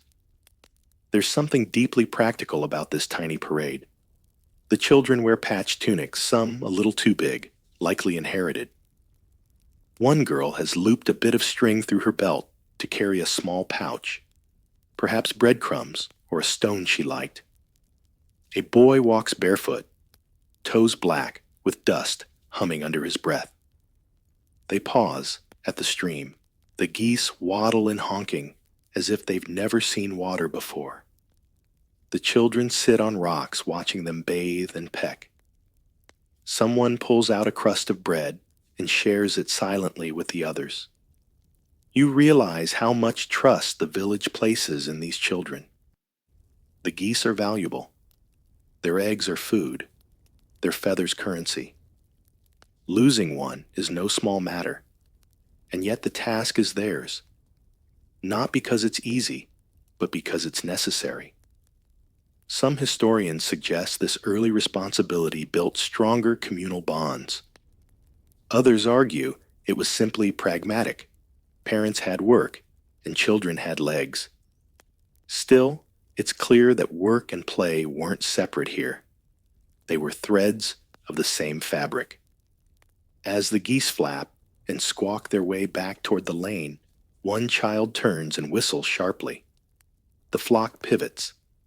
A loose formation, but a formation nonetheless. The girl grins, satisfied. You follow them a bit farther, the sun warming your back now. The geese waddle ahead, the children trailing behind, serious as generals. And you think maybe no one remembers the names of these kids. But somewhere in the village ledger the geese are accounted for. And that's a kind of legacy. There's a soft rustle ahead, not wind in leaves, but bristles on stone. As you round the corner, you see them women, stooped low, sweeping the dirt lane with bundles of birch tied tightly at the base. They move with the rhythm of a tide back and forth, brushing away dust leaves and the occasional goose dropping with near religious focus. You pause to watch. No one speaks. It's not a quiet born of secrecy, but of practice. Their movements are synchronized without needing cues. One woman hums under her breath, an old ballad maybe, or just a melody she likes. Another stops to push a fallen apple into the ditch with the edge of her broom. The apple rolls lazily before vanishing beneath weeds. This isn't vanity. The sweeping serves real, if subtle purposes. Clean lanes mean fewer pests. Fewer pests mean safer food, healthier children. And besides, no one wants to step in something unpleasant on their way to fetch firewood. The brooms themselves are simple tools, birch twigs bound with leather straps or twisted hemp, their ends frayed from use. They're remade often. Sometimes the children help bundling new twigs from the woods, learning how to layer and lash them tight. One girl nearby tests her broom's weight, then swats at a particularly stubborn patch of earth, like it insulted her family. You might think cleanliness was rare in medieval villages, but that's a modern myth. In fact, many communities held civic pride in their appearance. Tidy streets meant order. Some even believed that keeping the lane swept would keep illness away. Scholars still debate whether this was spiritual symbolism or proto-sanitation, but the result was the same. Someone every day was out here sweeping. A cart rolls by, its wooden wheels clattering. One of the women steps aside, nods politely at the driver, then resumes her sweeping. Not a word is exchanged. This is morning choreography. Everyone knows their steps. You notice how the dirt shifts color after each pass, dark or damp, pale or dry. The sun picks out little sparkles in the dust, maybe from bits of quartz or ash. And as mundane as it is, there's something mesmerizing about it.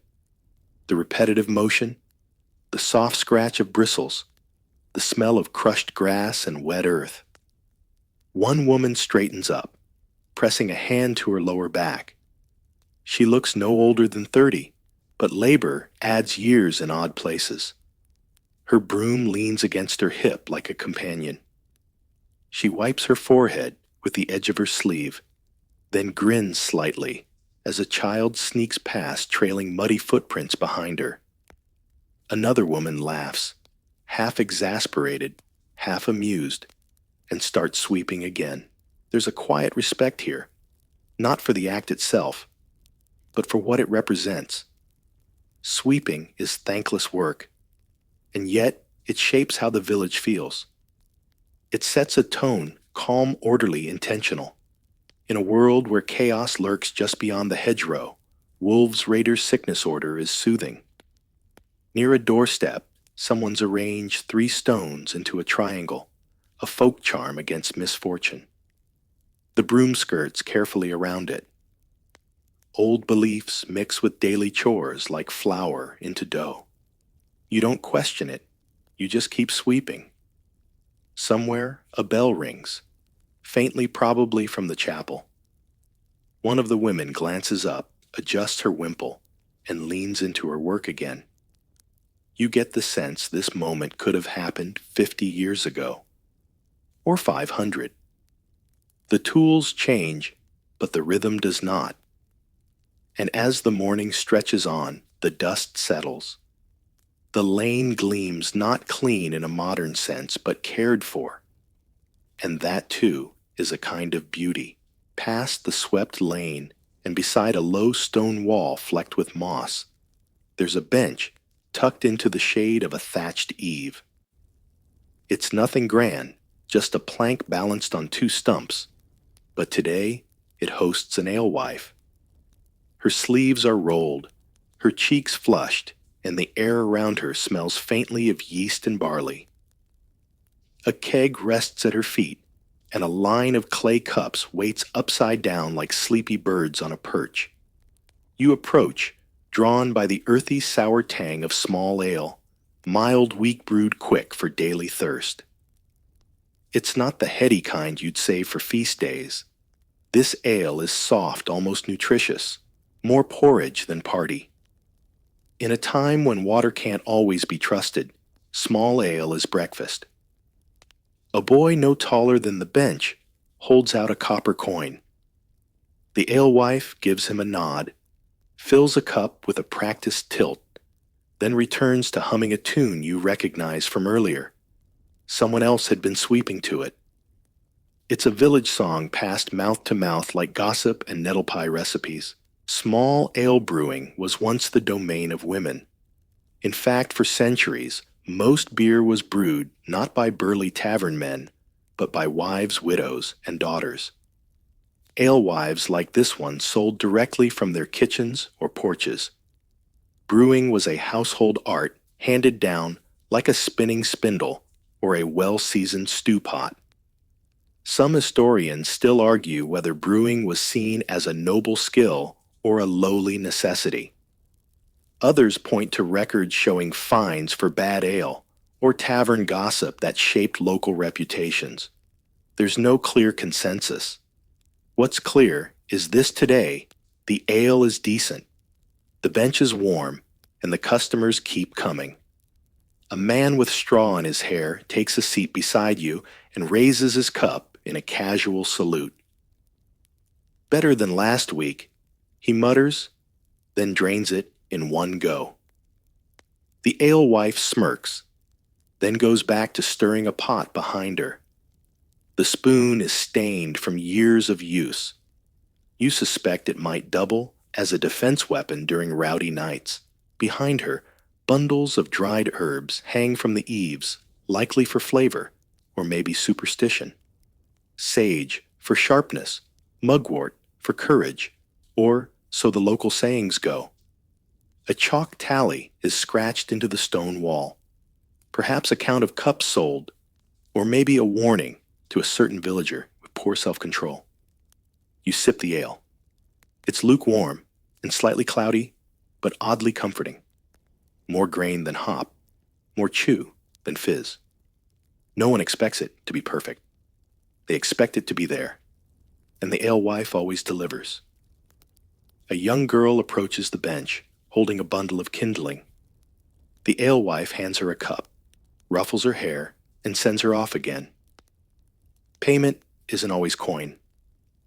Sometimes it's firewood, or goose eggs, or a promise to weed the herb patch tomorrow. Near the bench, someone begins to play a pipe, a lazy tune spiraling up into the morning air. No one claps. No one dances, but feet tap, heads nod. The ale tastes better with music. As you rise to leave, the alewife winks. It's a small gesture, but it lands like a benediction. You get the sense she knows everyone's secrets and keeps them too. Maybe that's what makes her ale taste a little stronger. And as you step back onto the lane, the scent of malt fades behind you, replaced by damp earth and cabbage. Your cup is empty, but your steps feel a little lighter. Beyond the cottages and their smoky chimneys, you follow a footpath bordered by twisted hazel and dry stone. It leads you toward a patch of green, fenced in with woven branches, neither wild nor manicured, but unmistakably lived in. This is the kitchen garden, and it buzzes with a different kind of energy, quieter than the village lane, yet pulsing with purpose. A woman kneels in the dirt apron, smudged fingernails dark with soil. She hums softly as she weeds around a cluster of leeks. Another figure older, hooded with a gait slowed by time-clipped sprigs of thyme and sage, laying them carefully on a stretched bit of linen to dry. The air smells of onions, garlic, and crushed mint. A low bee drifts past your ear. Somewhere nearby, a chicken makes a half-hearted attempt at escape, then thinks better of it. Unlike the wide fields of barley, or the communal grazing patches, this garden belongs to a single household, or at least is claimed by one. But what grows here is rarely hoarded. Herbs are traded for favors. A few spare cabbages can earn a borrowed spindle. Calendula petals might end up on a scraped knee 2 doors down. You squat beside a raised bed, where rows of parsley and marjoram jostle for space with narrow carrots and gangly fennel. The soil is darker here, richer, clearly cared for over years, maybe decades. A border of broken pots and oyster shells lines the edge not just for decoration, but to keep nosy birds and careless boots at bay. One girl tends to a patch of broad beans. She wears a cap too large for her head and sings under her breath as she pinches off the wilted leaves. She's memorized which plants need what: more sun, more water, less shade, more scolding. She doesn't glance up when you pass. Her hands are full of root and rhythm. Historians still debate how central these gardens were to medieval diets. Some argue they provided crucial greens and medicines in a world of bread and broth. Others suggest they were supplementary, dependent on region and season. But all agree on one thing: they were everywhere. A village without gardens was like a stew without salt, possible but sad. Beyond the fence you spot a stack of planting calendars carved onto thin boards with symbols rather than words. A crescent moon means plant leaks, a swirl for cabbage, stars for when not to sow anything at all. The wisdom behind these signs isn't written down. It's passed hand to hand, season by season, usually between grandmothers and their grudging apprentices. One man walks past carrying a bundle of nettles under his arm. Tea and poultice, he says, with a grin, before disappearing down a path. A dog follows him, sneezing violently after sniffing the herbs. A basket rests at the edge of the garden, half filled with radishes and a single triumphant strawberry. It's not quite ripe. Someone will argue over who gets it. You run your fingers over a lavender stalk. The smell clings sharp, clean, calming. A child nearby plucks a handful to press into her mother's pillow. Not for dreams, she says, but to keep nightmares out. And so the garden is more than food. It's a medicine chest, a barter shop, a place for quiet thoughts. Weeds are pulled like worries. Seeds planted like wishes. You wonder how many generations have pressed their knees into this dirt, whispered to these same stubborn onions. As you leave, you catch a final image. A woman planting garlic with slow precision, her shadow long in the morning light. She doesn't look up. She doesn't need to. The garden knows she's there. You follow the scent of cut grass and something sweeter, damp reeds perhaps, or crushed rushes. The path leads you inside another cottage, this one quieter than most. It's dim, but not gloomy. Instead, the light is softened by bundles of dried rushes leaning against the wall, their pale green tips curling slightly, their stems still smelling faintly of water and earth. Rushes. To modern ears, it might sound poetic, something from a lullaby or a folk tale. But here, they're practical, essential, and oddly elegant. They're the medieval answer to rugs, air fresheners, insulation, and sometimes even pest control. A woman crouches beside a floor mat made from plaited reeds. She peels away the old trampled rushes, now brittle and dark, and gently lays new ones over the hard-packed earth. Her hands move with care, not haste. This is a sensory ritual, not a chore. The fresh rushes are soft underfoot, cool to the touch, and release a faintly grassy perfume when pressed. Children help too, though help might be generous. One boy clutches a bundle so tightly the stalks fan out in all directions, while his sister takes great pride in lining them up like a comb, though the result is more chaos than pattern. Still, no one corrects them. The point is to learn through doing, not perfecting. Floor rushes weren't just for comfort. They soaked up spills, trapped fleas, masked odors, and most importantly, gave the illusion of tidiness. Scented herbs were often mixed in lavender, rosemary, sweet flag, or even mint. Each home had its own recipe, passed down like bread starters or bedtime stories. There's debate among historians about how often rushes were changed. Some say seasonally, others claim monthly, or only when the smell became unbearable. Surviving records disagree, but one thing is clear: the practice mattered. It wasn't decoration, it was dignity. You kneel to help lay the next layer. The stalks bend slightly, nestling into one another, like fingers intertwined. The texture beneath your palm is smooth with a surprising strength. Rushes grow in wet places, and gathering them is no easy task. You have to wade into bogs, dodge eels, and hope the village boys don't tip your basket when you're not looking. A woven bag near the door holds a few stalks of sweet Sicily, fragrant and sticky. Someone murmurs that it keeps away creeping things. Whether that means insects or spirits, no one clarifies. A cat pads silently across the newly laid mat, then flops down in a sunbeam as if to christen the space. Dust motes spin in the air, catching on the rush tips like fairy threads. The moment feels oddly sacred, like watching someone remake the world floor by floor.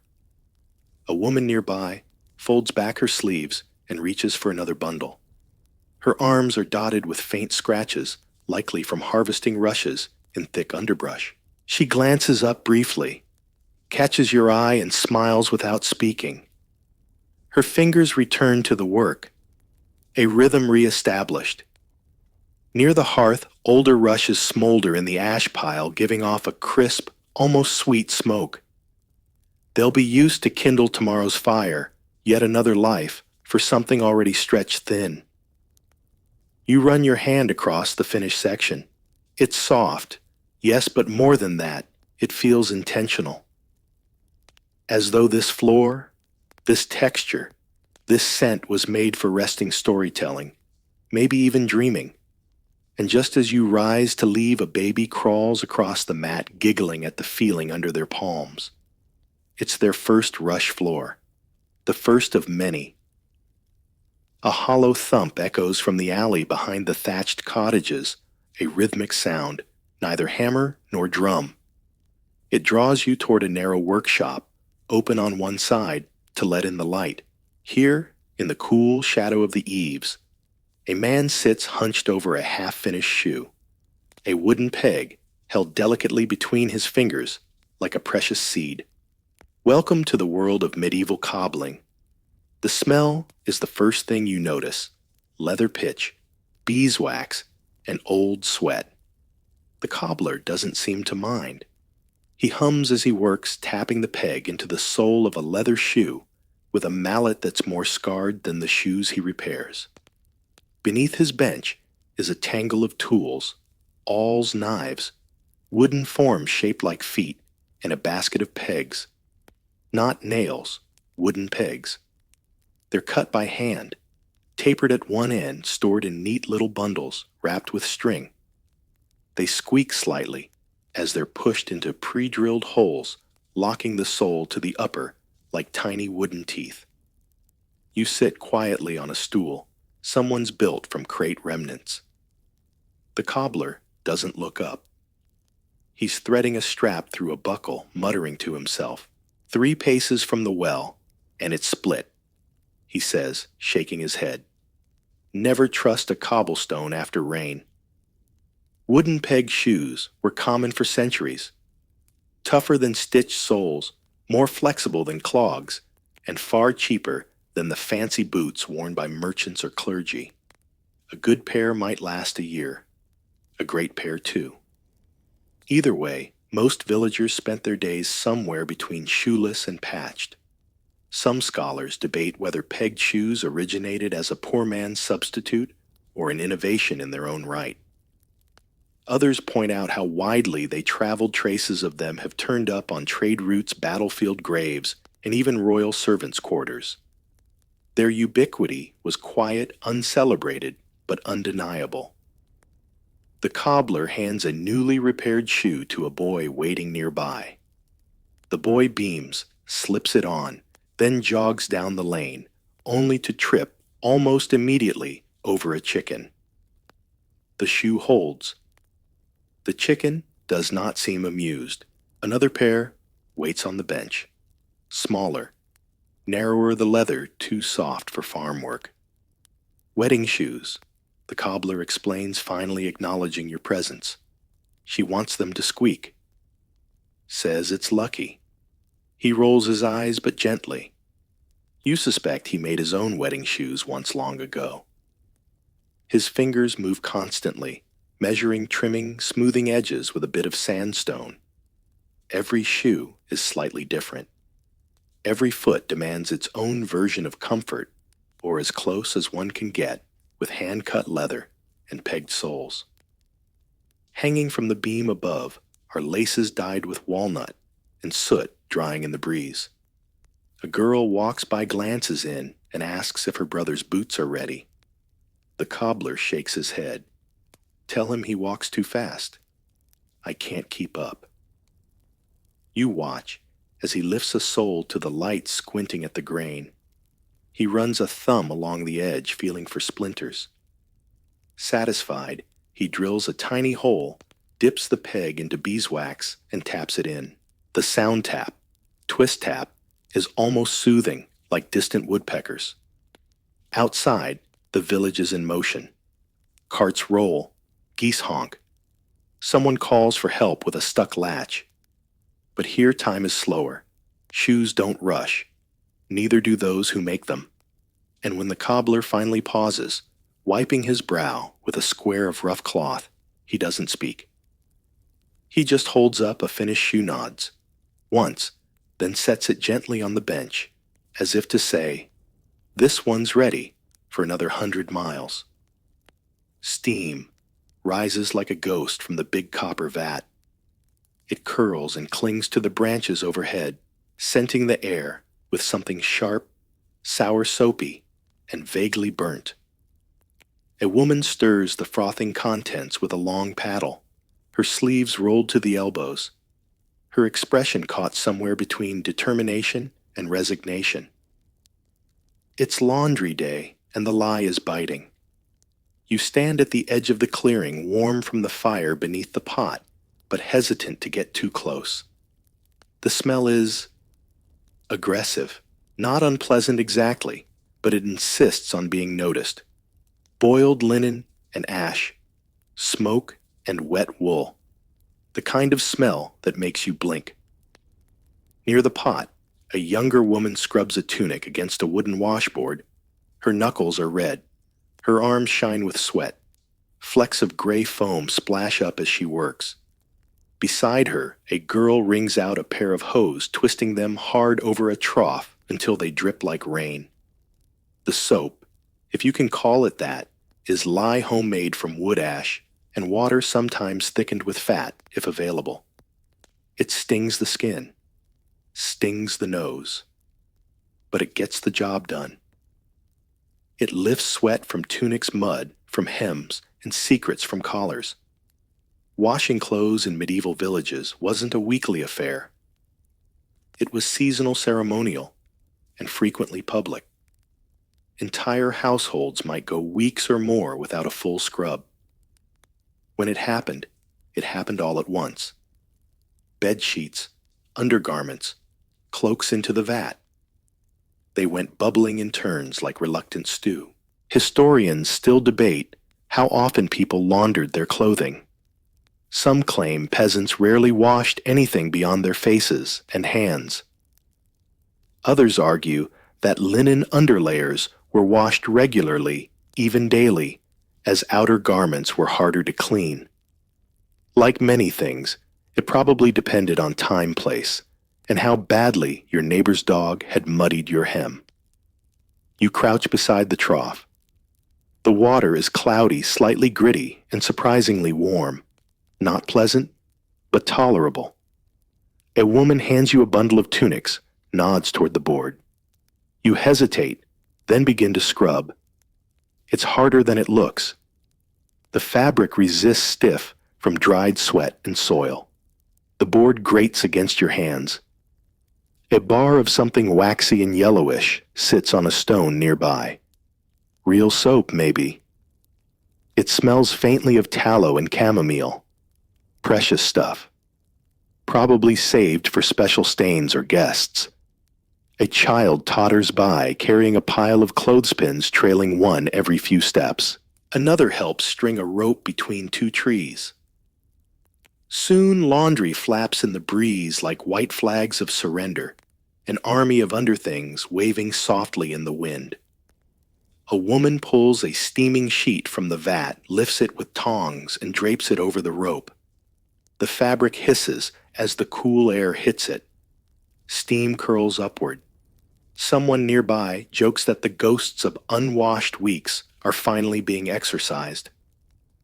Beyond the trees, you hear the river's murmur. Some prefer to rinse there. Others think it too cold or too public.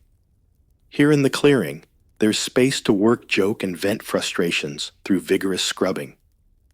You take a moment to stretch your back. Your hands sting. Your sleeves are soaked, and your nose is full of lye smoke. But the tunic in your hands is cleaner now than it was. And somehow, that feels like victory. Another bundle is dropped beside you. The woman smiles not unkindly and returns to the vat. You keep scrubbing. At first, it sounds like birdsong, high lilting notes, weaving through the late afternoon air. But then you catch the rhythm, the shape of a tune, the flicker of words wrapped in melody. It's not birds, it's a minstrel. And he's coming this way. You follow the sound toward the village green, where a small crowd has gathered beneath an ash tree. Children sit cross-legged on the grass, already enraptured. Older villagers stand at the back, arms folded, skeptical, but listening. The minstrel stands in the center, a battered lute in his arms. One boot unlaced, one eye patched not from battle, he says, but from a particularly vicious goat. His voice is not beautiful.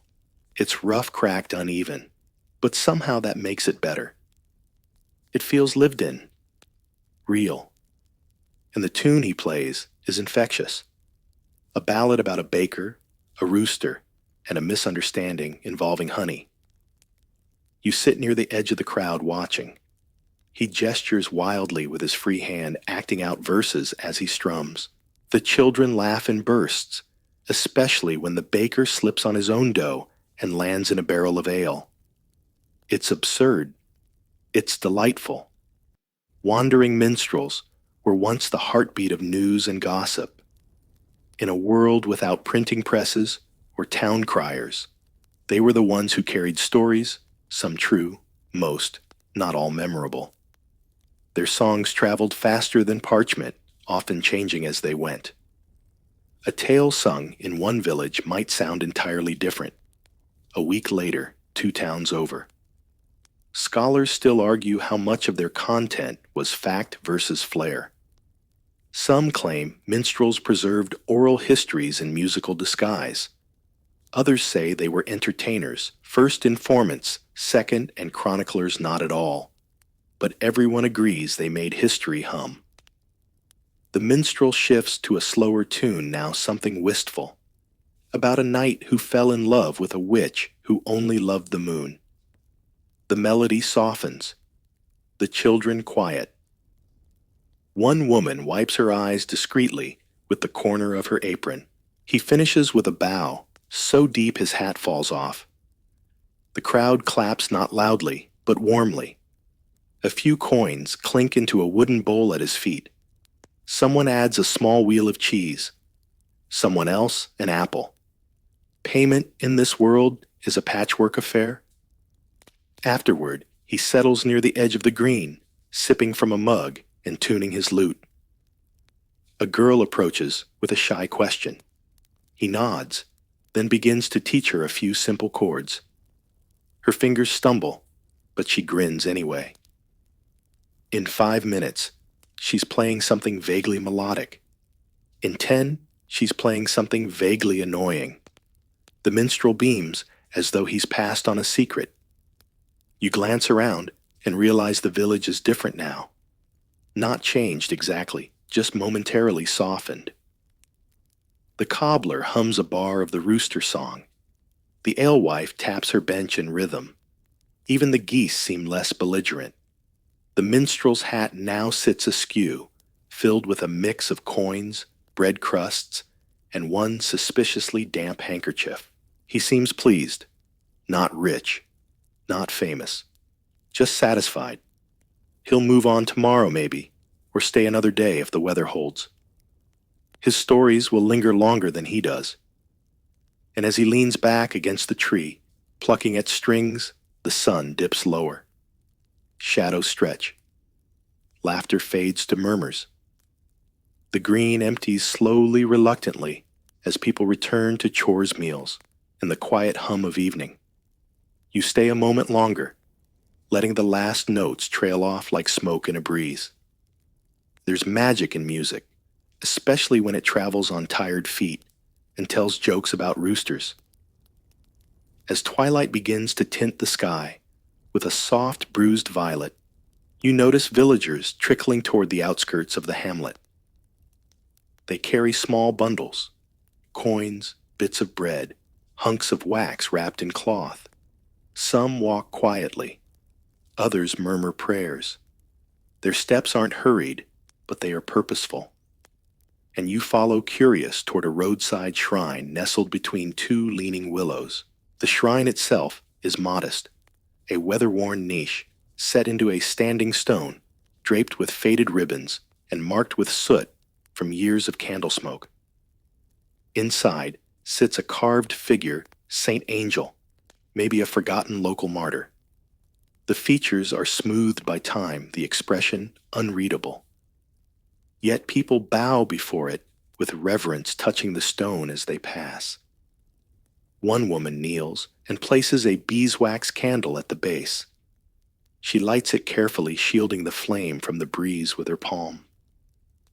The scent is rich and golden, like honey warmed by sun. Another lays down a token 3 goose feathers tied with twine. You suspect there's a story behind that, but no one explains. Shrines like this dotted medieval landscapes sometimes every few miles. They weren't official churches, and they didn't require a priest. They were spaces of memory, gratitude, and hope. For travelers, they offered a place to rest and whisper fears. For locals, they marked the border between the known and the mysterious. Historians debate how much power these shrines truly held. Some view them as extensions of church practice. Others argue they were closer to folk religion, intimate, symbolic, and deeply personal. The church tolerated them, sometimes co-opted them, occasionally scolded them. But they endured because people needed them. A child presses a wax coin into a crevice in the stone. Her mother whispers something and tugs her gently back. The child looks up at the figure inside the shrine, then smiles as if she's been acknowledged. Someone beside you places a sprig of rosemary on the ledge. For the fever, he mutters. Whether it's his or someone else's, you don't ask.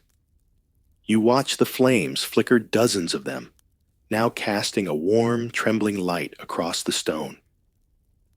The smoke rises in gentle spirals, carrying with it silent wishes, quiet guilt, and maybe a bit of awe. The air feels heavier here, not with dread, but with presence. The shrine is framed by wildflowers and nettles. Bees still hover confused by the hour. And beneath it all, a subtle hum, the murmur of villagers speaking to no one, or perhaps to someone they've never seen.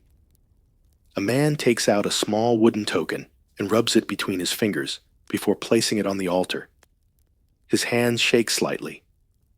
Behind him, a dog waits patiently, tail thumping once against the dirt. The man doesn't stay long. He bows once and leaves. Not all offerings are solemn.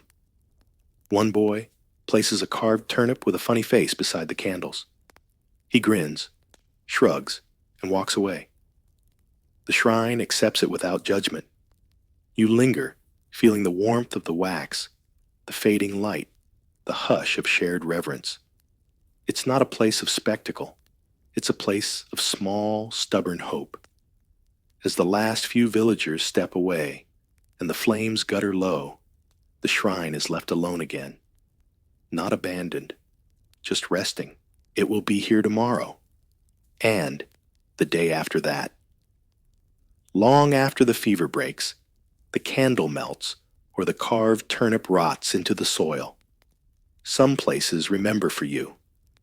Just beyond the shrine, you hear the clatter of ladders and the low murmur of voices arguing softly, rhythmically, like people who've been arguing the same way for years.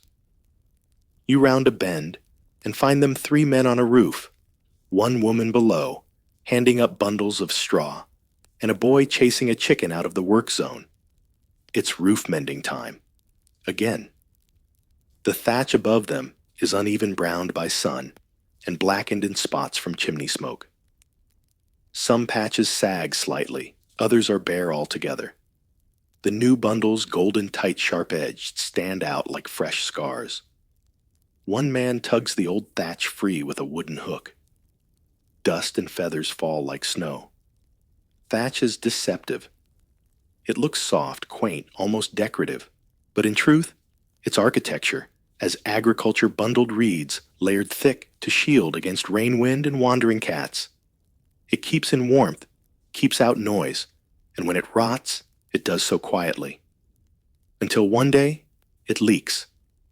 The villagers up top work barefoot. Safer, they say. More grip. The ladder leans at a terrifying angle, wedged into the gutter by a brick and a prayer. Someone below holds it steady, or at least pretends to. Repairing roofs isn't a specialist job here. It's everyone's. Families help families. When one roof fails, neighbors arrive with straw pitchforks and opinions. Someone inevitably brings bread and something to drink. Not because it helps with the roofing, but because it helps with the grumbling. Some scholars note that thatch maintenance was a communal event, as important socially as it was structurally. Others suggest it was simply a necessity made tolerable through gossip and ale. Either way, the result is the same. No one works alone, and the roof gets patched. A woman nearby sharpens wooden pegs with a knife, whittling them to fit into the roof beams. Nails are rare expensive. Wood is plentiful. The pegs will hold the new thatch tight tucked into place like shingles on a dragon's back. You glance up and spot a man with straw in his beard and a faraway look in his eye. He pauses mid-bundle, then starts humming a tune you heard earlier from the minstrel. It's out of tune. The others don't seem to mind. Beneath the ladder, the boy who chased the chicken now guards the tools with the solemnity of a knight. He hands up a mallet when asked, and then without being told, starts brushing debris off the front step. No one thanks him. But he keeps doing it anyway. There's a kind of rhythm to the work, lift, bind, peg, press. Lift, bind, peg, press. The sun warms the backs of those on the roof. Someone sneezes from the dust. Someone else curses when their bundle splits mid-swing. Laughter follows. It's all part of the job. As the new thatch takes shape, the house transforms. Not just patched, but proud. Like a haircut after too long, or a cloak freshly mended. It's still the same house, just more itself. Near the base of the wall, someone's etched a tally of past repairs, 5 marks, then a gap, then 2 more. Maybe each set represents a storm, or a wedding, or simply the last time they had this much straw. As the final bundle is tucked into place and the pegs tapped home, the workers sit back, wiping foreheads, stretching arms. The roof is not perfect, but it is ready. And above them, the golden thatch catches the fading light shining like a crown on a cottage. No one remembers building, but everyone helps keep standing.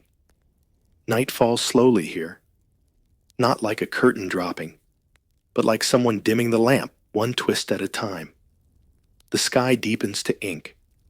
Hearth smoke drifts thinner now, curling above rooftops like sleepy sighs. Inside the cottages, shutters creak closed, candles flicker into place, and the village exhales. You slip into one of the homes where the day is ending, not with silence, but with laughter, low, slow, and warmed by firelight.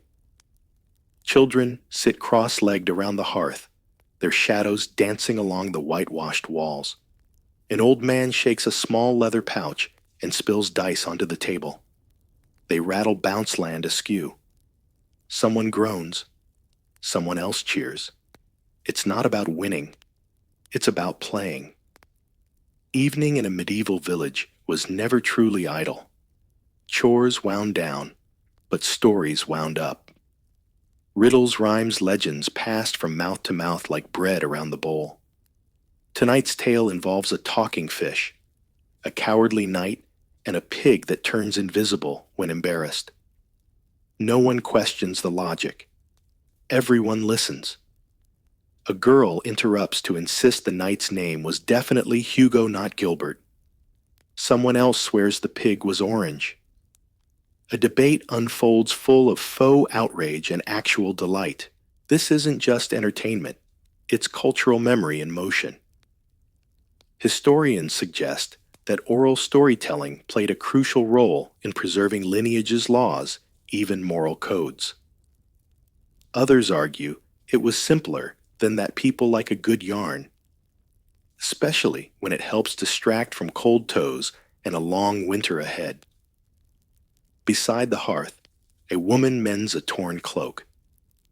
She doesn't look up, but she chuckles at the story's punchlines. Every so often, she threads her needle through a stubborn seam and mutters something under her breath that might be a curse or a blessing. Nearby, a boy carves shapes into a bit of firewood. Nothing fancy, just circles and lines. His own language, maybe. The dice pass from hand to hand. Rules are invented mid-game. Someone keeps score on a flat stone with a bit of charcoal. A toddler climbs onto someone's lap, uninvited steals a bread crust, and immediately falls asleep with their mouth still full. No one moves them. There's comfort here in the clutter. The half-drunk mugs of ale, the sticky comb of leftover honey, the damp sock, drying too close to the flames. It's not tidy, but it's alive. Outside, a dog barks, once then settles. The geese huddle in their pen heads, tucked beneath wings. The last embers of daylight fade, completely replaced by candle stubs and glowing coals. The village, once a hum of chores and motion, is now a nest. The old man starts another tale, this one about a queen who lost her crown to a thieving fox and had to bargain with a singing frog to get it back. As he speaks, his voice lowers, and the children lean in. Not because it's quiet, but because it's familiar. They've heard this story before. They'll hear it again. That's the point. You lean back against the wall, letting the words wash over you. Outside, the stars blink on. Inside, the flames shift, shadows curl, and breath slows. And somewhere in the middle of the tale, between the frog's song and the fox's smirk, you realize the game is over. The dice have stopped, and one by one the children have closed their eyes. The story continues anyway. The hearth has dimmed, now its glow no brighter than a sigh. Soft snoring rises from a corner where two siblings sleep head to head, one still clutching a carved wooden sheep. The story has ended, or maybe it hasn't.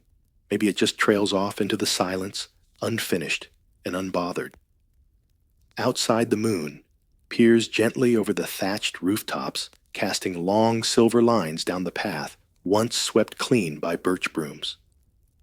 Every house holds a different quiet now, some curled in dreams, some listening to the last creaks of settling beams, some just breathing.